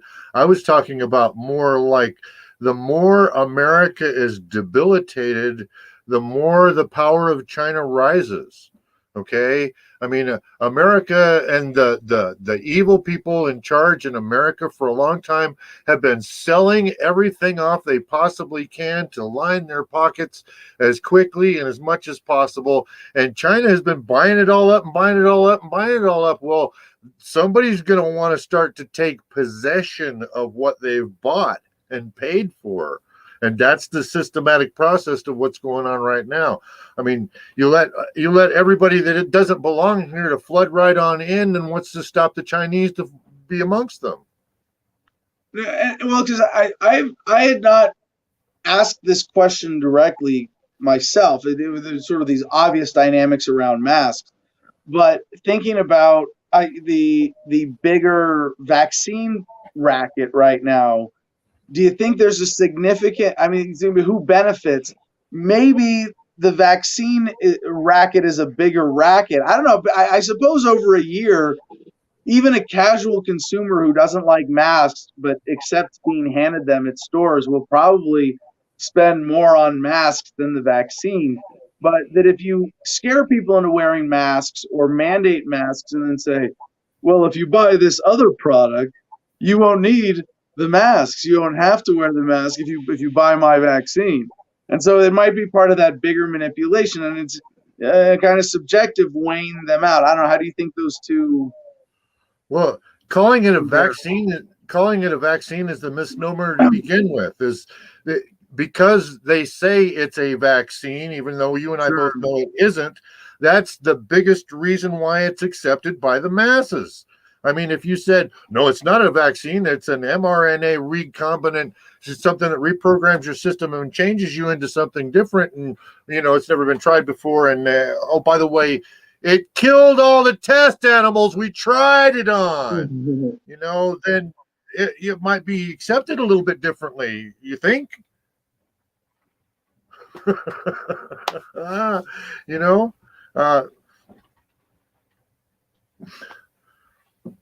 They want it, and they're getting what they paid for, as far as I'm seeing, and nobody's trying to stop them, because the people that they're supposed to stop them are paid for by the Chinese. I mean, well, let's get into our econ block, start with a little good news, and cover that real estate story, which we just discovered the Chinese connection for. So next, we go to people.com for a quick feel good. Goodwill employee finds $42,000 hidden in donated sweaters, returns money to owner. I do believe that if you do something good will come back to you. Goodwill employee Andrea Lessing said after finding the money. Wow. Now I wonder, where's that? They figured out where that $42,000 originally came from, but and I hate to sound suspicious. But who's walking around with $42,000 in cash, right? Fortunately, the envelopes also had paperwork that identified who owned the cash, and the store was able to return the money, according to KFOR. Normally, we have no way of knowing who the money belongs to. Frank Holland, vice president of donated goods at the nonprofit chain, told KFOR, quote, even if we want to try to give it back to someone, there's no way to find who that person was. Lessing, a mother to a 6-year-old girl, and it was hard not to think of how she could have used the money if she could have kept it. I have a daughter. I love her very much, and you can't put a price on my daughter. I know what could be risk stealing that money, and I do believe in karma. I do believe that if you do something good will come back to you. But Lessing wouldn't walk away empty-handed after all. According to KFR, the owner of the money surprised her with $1,000 from the money she found. So that's pretty nice. Yeah, $1,000, no stress. This recent Goodwill discovery, by the way, fun little note here at the end, isn't the only surprise to make headlines in recent years. In 2018, a framed copy of a December 28, 1774 edition of the Pennsylvania Journal and Weekly Advertiser newspaper was donated to a New Jersey Goodwill store and estimated to be worth $18,000. In one unique instance, a customer bought a VCR that contained a VHS tape of a baby boy taking his first steps and was able to return it to the family using social media. So now to the real estate news, the not so good news in economics from Bloomberg via Yahoo Finance. Real estate investors desperate to spend $250 billion hoard. Investors with a record hoard of money to finance distressed commercial real estate are finding themselves in a tough spot. There's nowhere to spend it. The massive wave of defaults expected after the coronavirus shuttered offices, hotels, and stores last year has so far failed to materialize. Now, as the U.S. economy swings from pandemic lows to a vaccine and stimulus-induced rebound, the window of opportunity for discounted deals is closing before it ever really opened. That may sound like positive news to most Americans, but to a select group of investors who anticipated raking in big profits from the misfortunes of others, it's a problem. Troubled properties aren't coming to market because owners have little pressure to sell. Commercial real estate prices have held up or even risen because so much money is chasing so few deals. What? Now, how is this happening when we covered it was a year ago today, more or less, we covered the commercial real estate crisis, the plummeting prices and for sale signs popping up, and especially I remember even looking at it through the window of, the Florida coast, where tons of strip malls and other commercial properties were going on sale for much cheaper than anything prior, because all those businesses had been shut down because of COVID. Just with the shutdown, a lot of business owners said right away, we're going to stop paying rent. We're out of here. We'll bring the business back to physical reality when we're allowed to actually do business, but we're not going to try to maintain a store and staff during COVID. And what it looks like is that a lot of these American investors were behind. And I don't know, but this is like my theory, as we talked about with Ed, that if this was all profiting the Chinese, if this was really, and there certainly was. I mean, it's not a question of if there was some sort of international policy manipulation by the American government versus the Chinese government, but if the Chinese were ahead of this, even if the virus was organic, even if it didn't escape from a Wuhan lab, the way that the Chinese were able to play up the scare in anticipation of it getting to the rest of the world, they might have been better able to anticipate the sudden drop in real estate prices. And I would predict, if someone did the analysis now, that we would see a relatively sharp increase in the amount of Chinese real estate holdings in the United States, especially over the past year. Wall Street Journal with this next item. This is a very interesting headline. With negative rates, homeowners in Europe are paid to borrow. Yeah. This deserves more deconstruction and translation than we even have time to for today, but I'll do my best attempt at a quick analysis here. COVID-19 pushes benchmarks deeper into negative territory, widening the pool of mortgage holders who receive interest. Remember, when interest rates are high from central banks, that means it costs more for banks that are not the central bank and governments and other major entities that borrow directly from in the United States Federal Reserve System, the overnight lending window. That trickles down, right? And interest rates go up through mortgages being, one of the main aspects of the economy in the United States that's sensitive to interest rates. But the manipulation of interest rates when they go lower means it's easier to get that money that the central bank is is putting more money out into the economy. And so the way they've got this hidden with propaganda, well, we lowered interest rates and this weird thing happened and this happened and this happened. Oh, what do you know? Our friends all got super, super rich. Again, the purpose of government being to help the super rich get richer at the expense of the rest of us. So what they're doing is printing more money. They're creating more money. They're flooding the market with cash. And what that always does is favor people who are closest to the source of that cash. If they have to let some trickle down, they will. And that's what this weird situation that we have in Europe is right now. So to the story, Paula Cristina Santos has a dream mortgage. The bank pays her. Her interest rate fluctuates, but right now it's around minus 0.25%. So every month, Miss Santos's lender, Banco BPI SA, deposits in her account interest on the €320,000 mortgage, equivalent to roughly $380,000 she took out in 2008. In March, she received around $45. She's still paying principal on the loan. Ms. Santos' upside-down relationship with her lender started years ago when the European Central Bank cut interest rates below zero to reignite the continent's frail economy in the midst of a sovereign debt crisis. Again, propaganda language covering the reality of we came up with an excuse to print a bunch of money. Excuse me. The negative rates helped everyone get cheap financing, from governments to small companies. It gave an incentive to households to borrow and spend, and it broke the basic rule of credit, allowing banks to owe money to borrowers. There's so much manipulation in this. I really don't even know where to go next in trying to deconstruct this. But we have reached one other thing to point out here that's very important is when banks are creating money like this, when interest rates are zero, near zero, or in negative territory, there is a distortion in spending.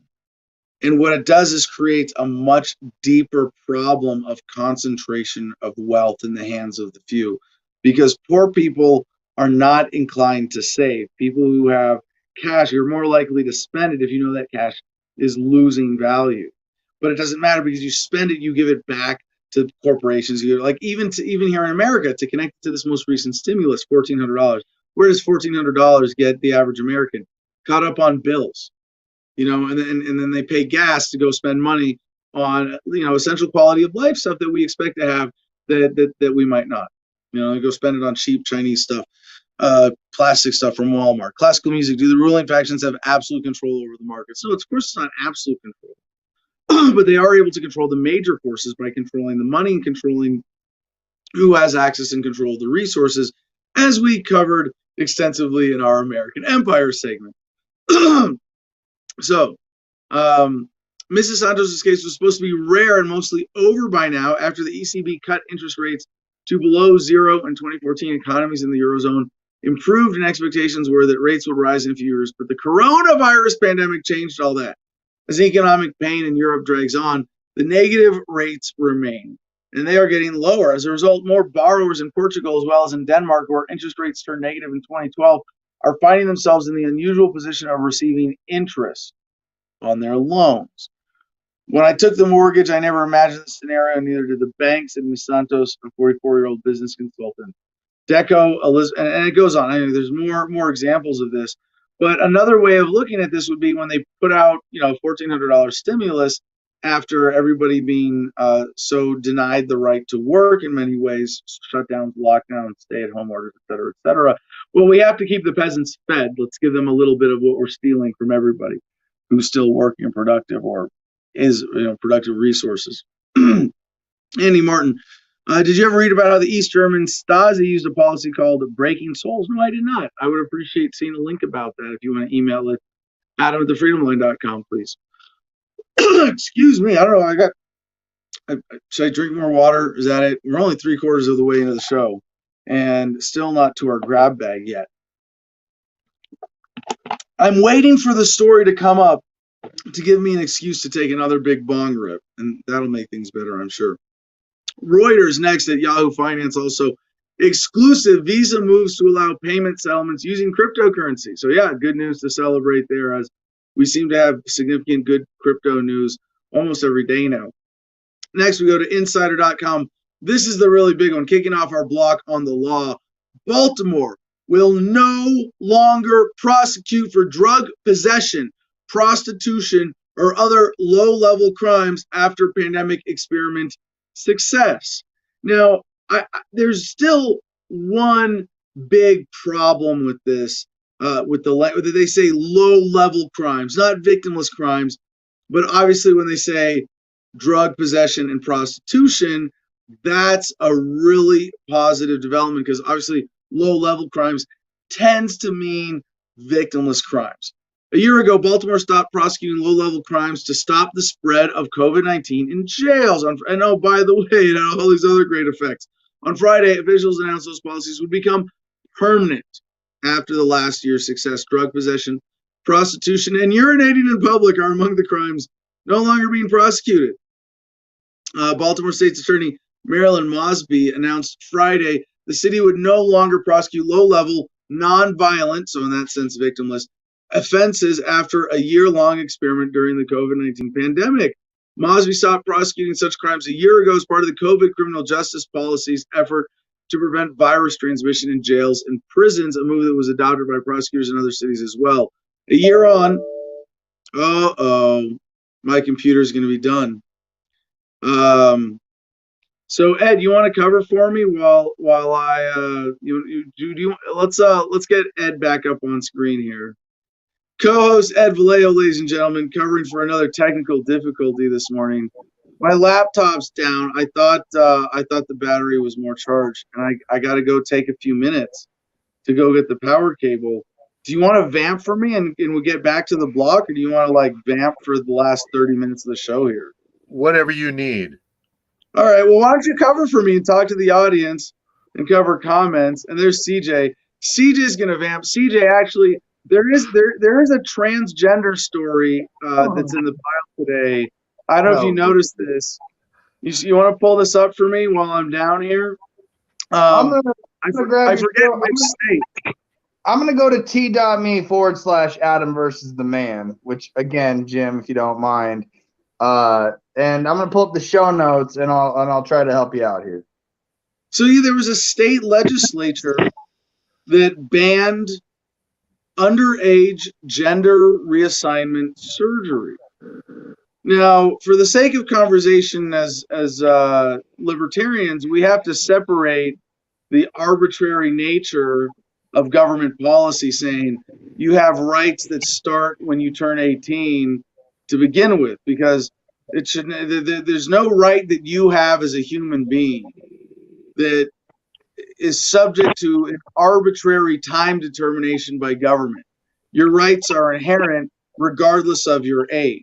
So the question is, what is an appropriate age of consent versus an age of custodianship for different things? And between a baby and a full-grown adult, we don't extend full rights to babies.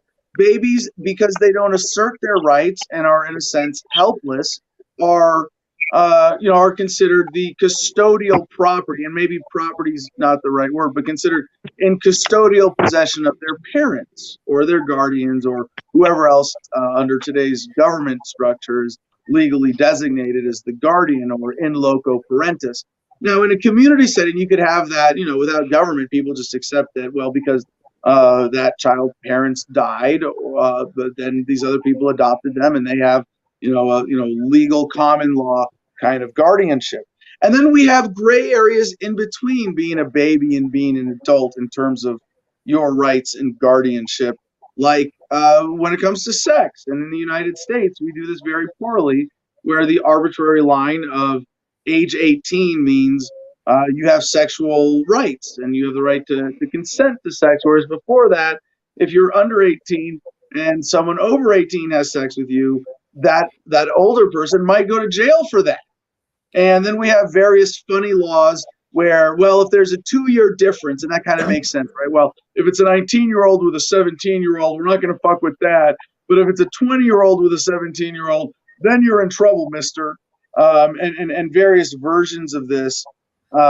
where we try to say that consent is based on arbitrary government chronological points rather than an actual meaningful, intellectual autonomy or ability to consent by the person in question.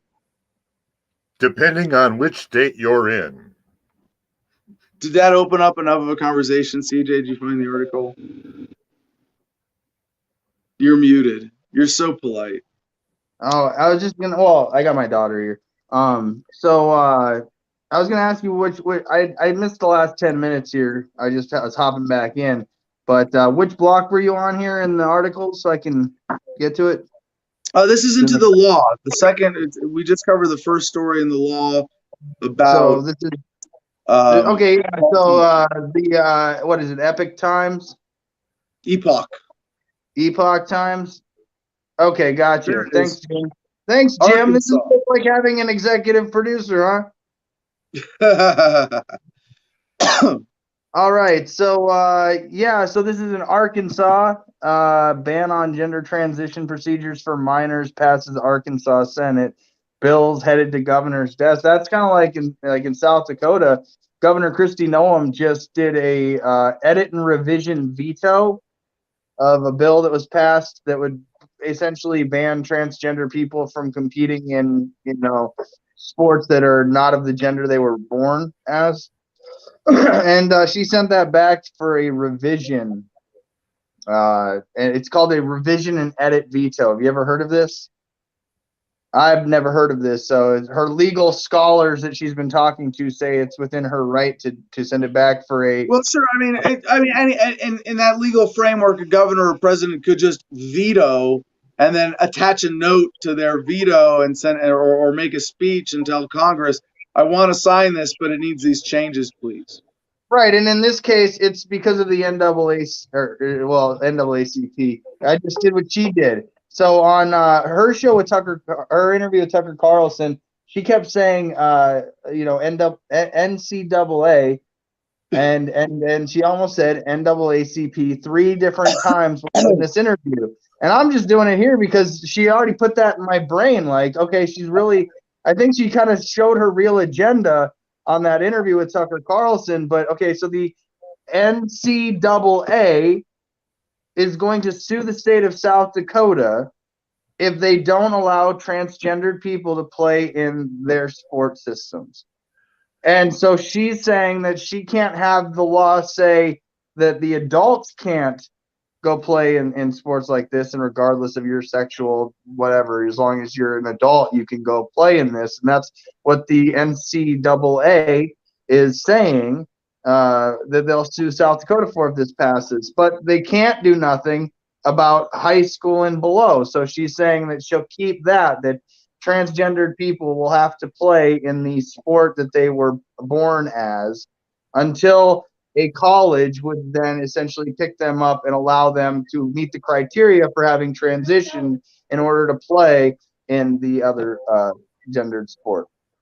Yeah, it's crazy. I've been watching this transgender bills being pushed all across the country, but that really goes to speak, I would say, a lot to the power of the Libertarian Party, because I remember sitting there listening to transgender issues for hours on end at the national convention. So, I mean, maybe this is some libertarians pushing some bills in Arkansas, and they're getting some ground, I guess. I don't know.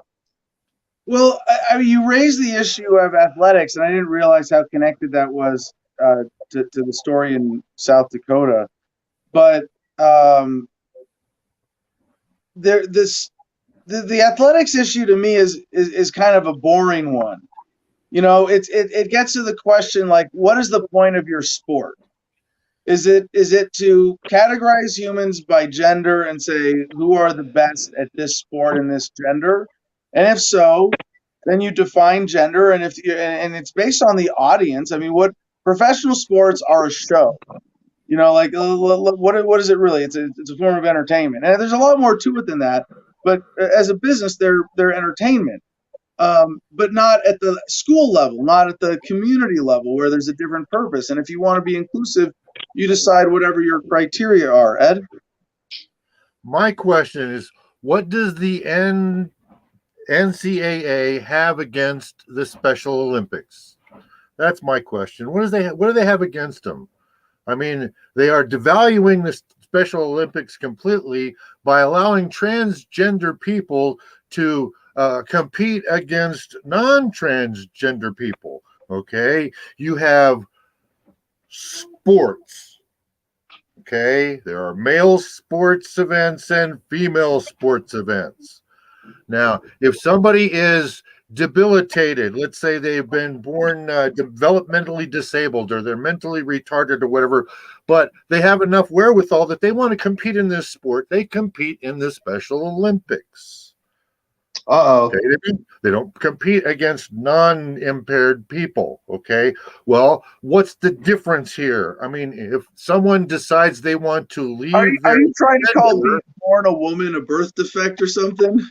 No, if someone wants to leave their natal gender, that's their right, but that should just devalue their ability to participate in sports against non-gender people. They should have a Special Olympics where they can compete against other people who have done the same, and then we can see which is the best transgender. Okay. Before the transgender community gets up in arms and says that Ed's basically saying that they're the equivalent of needing a Special Olympics category, what's being said here, at least from the government's perspective, to the legislature. So the governor saying to the legislature, I can sign it under these terms. I can't sign under this, and she says it straight up. She's like, we'll lose this fight. We will lose this fight. The NCAA will win this argument because they've set the criteria for their sport that says if you meet these qualifications, these are what categories you can compete in. And yes, Ed, they're not going to let somebody with no legs run the 500-meter dash unless they are in a category that they qualify to do so. We've seen paraplegics running in marathons. I mean, there's all kinds of examples out there of sport being inclusive. So in letting the government dictate this outside of into adulthood, is crossing into a realm of government I don't want to go into.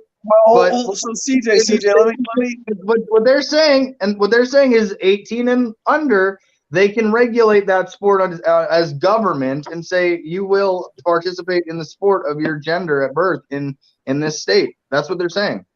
So generally speaking, as libertarians, we can all agree that when it comes to sports, government should have nothing to do with it. Let the market decide, let the participants decide. As long as it's consensual at every level, you're not forcing people to participate, you're not forcing people not to participate, whatever it is. There's freedom of association and disassociation and respect for individual rights across the board. We can have male birth only, we can have identified male only, we can have community college intramural leagues where boys and girls play together and it doesn't matter. Or you could even have a trans only league. You could have men on estrogen and women on testosterone. If that's what people want, let the market decide. But what this story gets to is a deeper issue that does challenge libertarian ethics to be applied more precisely. And that's what, all this aside, this is all secondary to what I wanted to get into here, which is at what point is there consent?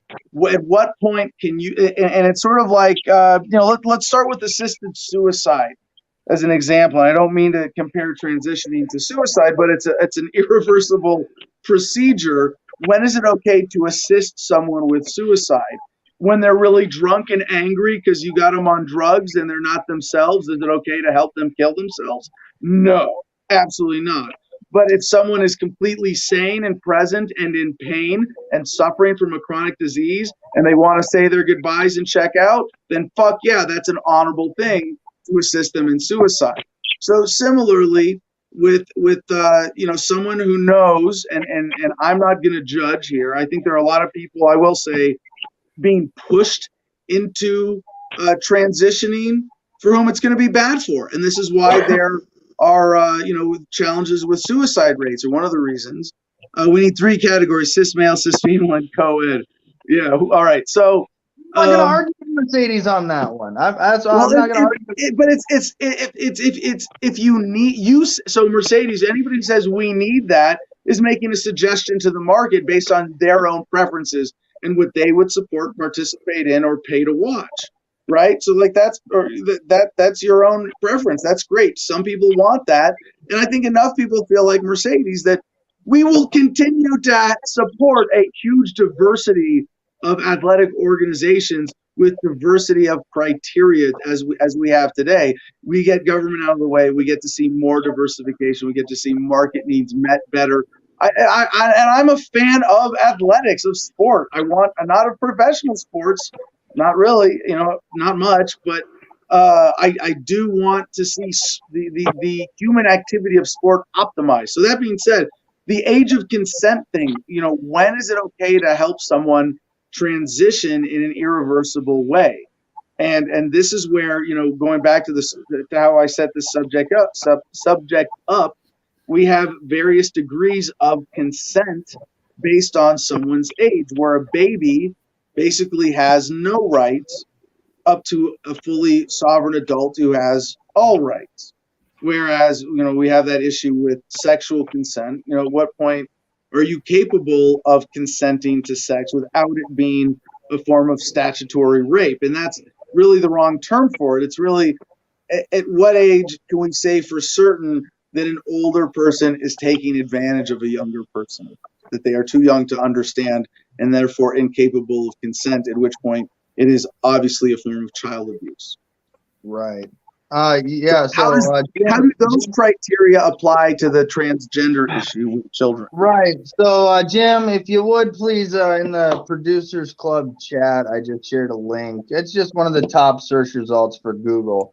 I think the government has already provided the language and law needed for this conversation, and that's emancipation laws. And so, it's basically state statutes governing the release of minors from legal guardianship of their parents are called emancipation laws. So here's what it says on this website, at least. State statutes governing the release of minors from legal guardianship of their parents are called emancipation laws.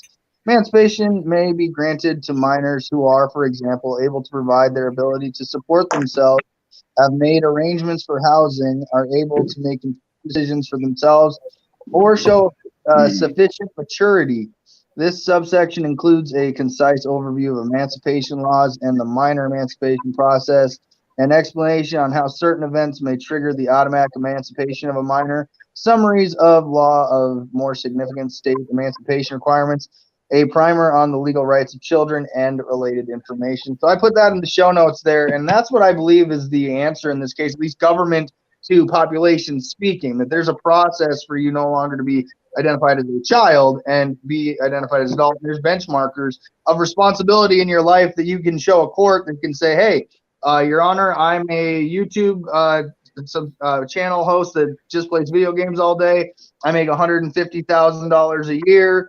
I bought the house next door to my parents. I want my rights. And if you could show a judge that you are essentially more responsible than some adults, then you would technically fall under some. See, that gets to if I may sidebar a little bit, for all of us, that is sort of the source of our rights is our. That's what I would tell my child. Our demanding. I have children, so I have my 10-year-old come down to me and said, "Daddy, I'm moving out. I want to be an adult." I'd be like, "Whoa, player. How much money do you make a month?" And for example, last night, if I asked my daughter, I said, what would you do if you got kicked out right now and you're on the street? How much money do you have ready to go? And it was, her answer was a little over $400, right? And I was like, you know what? I mean, to be honest, Adam, I spent $400 before I think I woke up this morning. So, I mean, to me, it's like, okay, if you were out to the wind right now, you would most likely die. Right. But if you're a 17-year-old, who, can, in other words, I mean, qualify to join the military, there's a way for you, right, even as a 17-year-old. You've really decisively answered part of this question. with the emancipation point. That if you're at the point of emancipation and a doctor can pay for something and you're sober and you want it, then you have the right to make whatever irreversible medical decisions you want for yourself. But is there ever a time before that where a parent might do that in their child's best interest? And I'll give you a couple tricky examples here. There are children born, babies born with ambiguous genitalia. And often doctors end up making the decision and parents go along with, well, we're going to cut this or snip this and it's going to end up like this because your baby's this and we're going to make it more standardized down there. Then there's another one, CJ, to put it in the example of your children. Well, if one of you, if a 10-year-old came and said, I want to move out, I got $400, you'd say, no, I'm not. No, I'm going to stop that from happening. And that would be an appropriate custodial limitation of rights to say, no, I don't take your expression seriously. But you would, if they say, I don't want to eat this, I want to eat this. At some point, you do respect their preferences in deciding what they put in their own body to a certain degree, right? So there's a graduating level from, completely helpless baby to the age of or the point of maturity of emancipation. And this gets tricky in a lot of ways. So would it ever be appropriate for a parent to do that in the best interest of their child before the age of emancipation? Because there already is a situation where you do, as a parent, make irreversible medical decisions for that sub-emancipation age. Well, wait. Emancipation is a false Band-Aid, okay? You may think of it as a cure or a compromise or whatever it is, but it's still giving power of the state over the individual. Your child is not your own. He has to come to the state in order to say, am I free? I want to say I'm free. Okay. Right. No, Ed, we're presuming here that there's the state criteria that CJ read out as code there, but there's also a natural law equivalent. So when I say age, that age of emancipation, of that maturity, I'm referring to both. So in this sense, that may have been correct up to a point, but we're in a different time, sir. We're in the third millennium here where words don't mean what they used to. Definitions aren't the same. The lines are all being blurred. Okay, there is no specific age where you could say this is the same for everybody. No, it's all being blurred and tailored to the individual to strike the parameters, and before you know it, everybody is doing that which is right in their own eyes. Well, you know what the actual natural law age of emancipation is? It's the point at which you can run away and stay away. The laws in Hawaii were if you could touch Hawaiian soil, you were a free person. All right, so CJ, to this consent with gender transitioning, is it ever, because there could be a point at which, and gender transitioning is different from like ambiguous genitalia or, do we cut the leg off or try to save it, if it's mangled in an accident kind of decisions. So by that, do you say that the desire, like the choice to die by suicide, is something that until you're at the age of consent or the age of majority, that you don't have the right, and society shouldn't support you making irreversible medical decisions for yourself that way? Well, Adam, the take of suicide, by at least the government's words, is that suicide is a criminal act. So, at the end of the day, they do that so they can seize your assets after your death.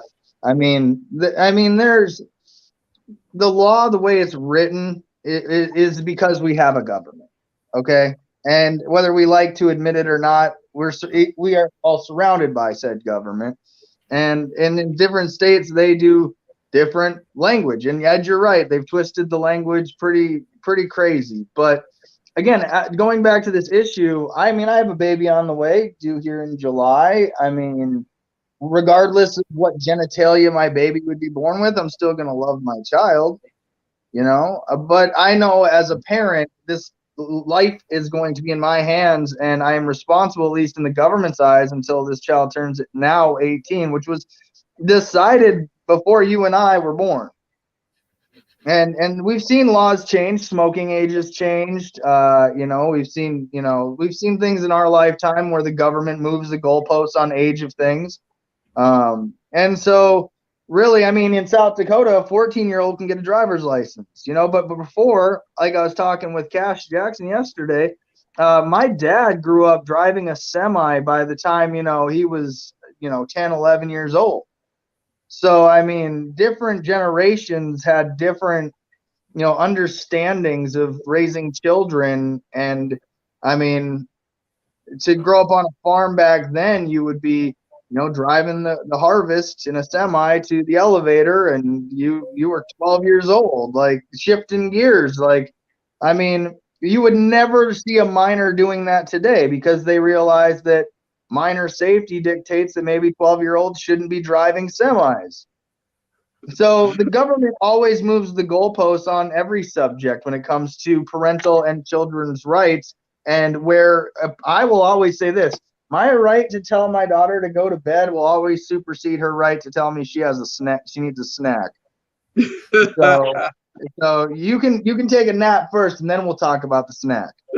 All right. Well, on that note, I just want to add one more thing. Thank you for joining us for the segment, CJ. And I want to get that comment back up, that question there. But this concept of a spectrum of rights that you gain in the assertion of them is why I believe in animal rights, why I'm a vegetarian pretty strictly, at least consumer choice, I should say. If someone else is serving, really consumer choice vegan when I can. But I believe that for the same reason that you respect that, even though that baby is completely helpless and in a state of being in the custodianship of an adult, that it is asserting a desire to be alive and therefore has a right to be alive. I would say the same thing is true about animals, and to the greatest extent we practically can, that should be respected. So this is a great question from Classical Music. Should a community be able to decide they do not want doctors to perform certain procedures within their community? And that's a great question about consent and market forces, because leave it out. I always want to parse apart the language until I'm done answering the question, because should the community decide is not really the way to ask the question. The first question is, are certain procedures immoral, right? So is it unethical for a doctor to perform gender reassignment surgery on a 5-year-old? I think we safely can say, yeah, that's immoral. Or to give a tattoo to a drunk person, or an elective surgery to someone that they chose when they were under the influence in some way. There are clearly certain procedures that are unethical, no matter what, for a doctor to perform, even with the consent of the patient in that sense. So the question, should a community be able to decide? Really, should market forces be brought to bear on doctors doing unethical things? Abso-fucking-lutely. They should be out of business. They should be held accountable. They should not be supported by the market. And in this case, you say the community around them that supports, local practices, individual doctors. Should they decide to do that? It's not be able to decide, but they should withdraw their business in such a way as to not support anybody doing anything unethical. And so that extends further on to every aspect of the market. But to put it in these terms, yes, a community should be able to decide through their market interactions whether or not doctors would be allowed. But it's not whether they're allowed. See, that's the thing is that language of allow is not what the market does. It's the market sort of tolerates or supports. And should the market support unethical behavior by doctors? Absolutely not. So that answers that question, I think, decisively. Ed, do you want to declare a winner for your comment contest today? My guess is going to be John Smith. All right. Congratulations, John Smith. Do you remember the comment it was for? Yeah, he said that Lil Nas is coming out with a new crypto coin called Pitcoin. And he says it has value in this life and the next. All right. Well, Jim, one more link to pull up from the grab bag today. You see the headline there about cannabis from Daily Mail. let's pull that up on screen and I'll read that. I told you I had another one. I've been waiting for this story. We're going to go over a minute or two today just to make sure that we have an excuse to end with a bong rip. Jim, get yourself and that Daily Mail story up on screen here. What are they smoking? Scientists claim people who regularly smoke cannabis are just as likely to exercise as non-users. The stereotype propagated in film and society is that cannabis users are lazy. Researchers from University of Miami analyzed data to see if this is true, found no link between activity level and that of cannabis use and frequency. Experts say their finding discredits the inaccurate trope about stoners, say lawmakers should consider this finding when looking at the potential legislation of the drug. And with that, let's take some COVID vitamins, shall we?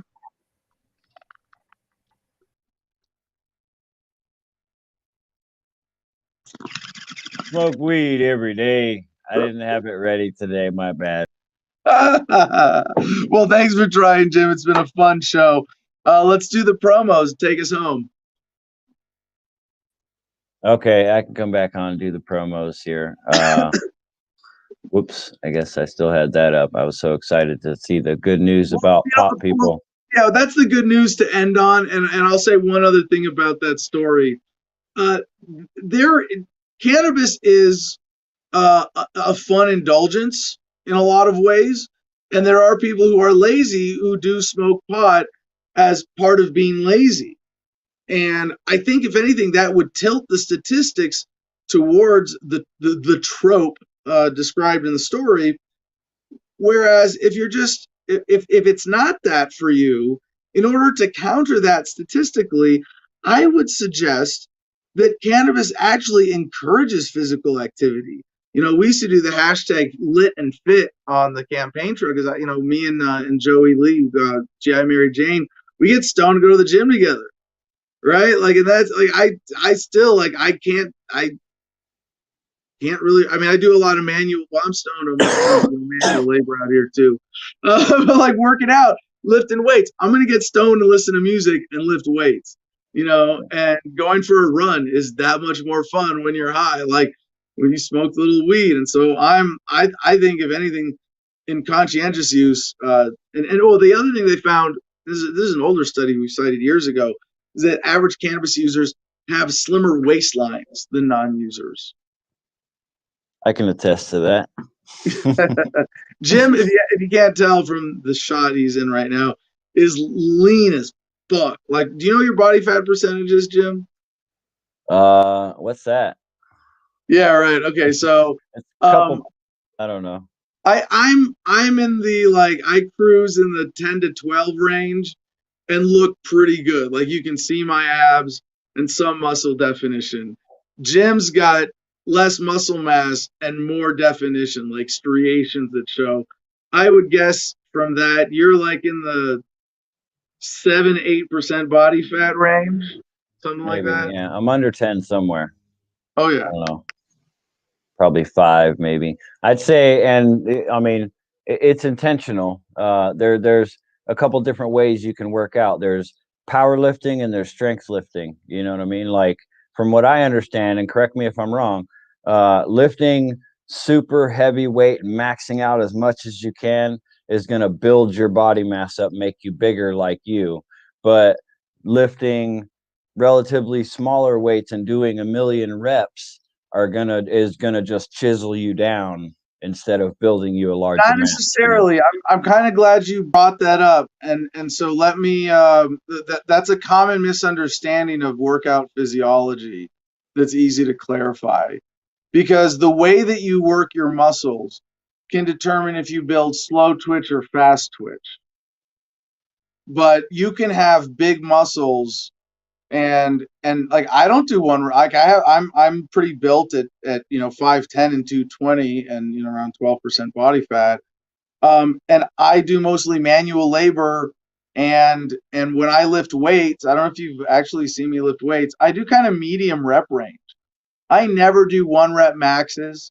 I never like, it's been years since I've even ever intentionally done a set of less than 4 reps, and I'm usually more like in the 8 to 12 rep range. And I do a lot of higher rep warm up, and workup sets going into it. And so I'm able to build a variety of muscles that way, or, muscle fibers, the fast twitch and slow twitch, that whole spectrum. And with manual labor that I get cardio with, I feel like I'm sort of hitting it from all angles, except that 1 rep max side. I'm kind of cutting out that extreme, although I get a little bit of that in manual labor, like every now and then we got to lift a heavy stump. And it's like, yep, that was a good deadlift 1 rep max, Right. But that's pretty rare. I don't do much of that. And in terms of getting chiseled or defined, doing more reps doesn't necessarily do that by building the fast or slow twitch muscle fibers. Slow twitch meaning they work over slower time. They're better on longer endurance. And there's still a lot of misunderstanding about this in exercise physiology and exactly over what curve, where this applies in the numbers. But you could be doing a lot of high rep exercises and still have a ton of body fat and not show any muscle at all. But you have, the assumption there, and the misunderstanding sometimes comes from, if you're doing a lot of high rep stuff, you tend to be burning more calories. So if you're stimulating the muscles and burning a ton of calories, and the other major difference is you're depleting your glycogen stores more thoroughly. Glycogen is your stored carbohydrate in your muscle, where that you burn while you're burning. So you're doing a lot of things when you're working muscles, but you're using your glycogen stores. This is why you have like for me, I know that if I'm doing like manual labor, I got to keep eating during the day. I got to eat more, and I got to eat more carby foods and sugars, and I don't gain weight if I'm doing, 8-10 hours a day of manual labor. I'm not doing a lot of, like, my muscles don't, they'll last all day, but my glycogen won't. Whereas like if I'm at the gym, I can max out my muscles and my glycogen. I'll feel after like an hour and a half, and I never lift weights for more than an hour and a half. But sometimes, I a lot less than that. And being hurried more recently in my life, a lot of times if you take out my warm-ups and other time at the gym, my actual time lifting weights on a targeted muscle group might only be 30 minutes or less. And that might be a third of my body if I'm doing pushing, pulling legs. But I know that if I go like about an hour 15 of consistently lifting weights of doing, unless it's just arms, but I wouldn't work arms for that long. But if I'm doing an hour 15 of, composite lifts that are using large parts of my body or engaging my core, about an hour 15, I start to feel the glycogen depletion. That's the energy crash. That's, muscles getting tired, not weak. So the other thing is that you're tearing the muscle fibers, right? And they're regenerating, and the healing is what makes you stronger overnight or over, a couple of days of healing. So if you go out and like what I do, and I lift, I do a little heavy stuff, occasionally I get into the 6 rep range, but like I said, never less than that intentionally. And a lot of what I do is more in the 10 plus rep range. I'm getting a lot of and the main reason I avoid the low rep is you're injury prone, and it's not very time efficient. Spend a lot of time thinking about and engaging and, working up and being very careful and precise and technique. And you're much more likely to get strains and sprains. Bodybuilders don't do 1 rep max stuff. The way I lift is a little more typical of a bodybuilder than a power lifter who's going to focus on that 1 rep max, because that's the performance aspect that they're competing on. I don't care about my 1 rep max. I'm not in some kind of dick measuring contest out here. I want to be healthy. I want to look good, and I want to have a functional body for, the work that I want to do and how I want to live and to be able to enjoy life. And so that's the overall approach. And I know now we're like way over time. But does that clarify that myth? A little bit. Yeah. I didn't really know that. I never really got that deep into it, but I guess maybe it's just my, my genes or whatever. It's just my natural physiology. Your diet too. The way and your main source of physical activity is manual labor with your job, where you're right. You're lifting heavy shit. You're doing full body moderate muscle strenuous, moderate cardio, I would say, some strenuous muscle work mixed in, but Oh my over the God. course of hours at a time, right? And Dude, so, yesterday, you see how our yard is all rocks? yeah, We took a yard like ours, it was a front yard though, and took out all their rocks. So that involves scooping them with a big, huge snow shovel, and they had some big boulders in there. So shovels full of rocks, they're probably, I don't know, I guess 30, 40 pounds each, and hauling them over and into the trailer, you know what I mean? A couple yeah. hundred times for a whole yard's worth of rocks, and then raking it. Yeah, So I mean, definitely that's physically involved. well, you get that full glycogen depletion, in a few hours of labor like that, and you notice like when you're doing it. I mean, you've done a few days of like full day work with me out here where you have to stop and eat. Oh yeah. And you got to eat high carb shit when you're doing that. It's good you want to eat healthy, whole natural carbs like, natural starches, I guess. I'm not trying to give dietary Come on. advice, but This is not dietary yeah. information. This is definitely misleading medical advice. And everything I just told you will totally get you COVID. And with that, Jim, let's do the promotions. Okay, all right. So if you want to add your 2 cents in, first I guess I should go to the banner and mention.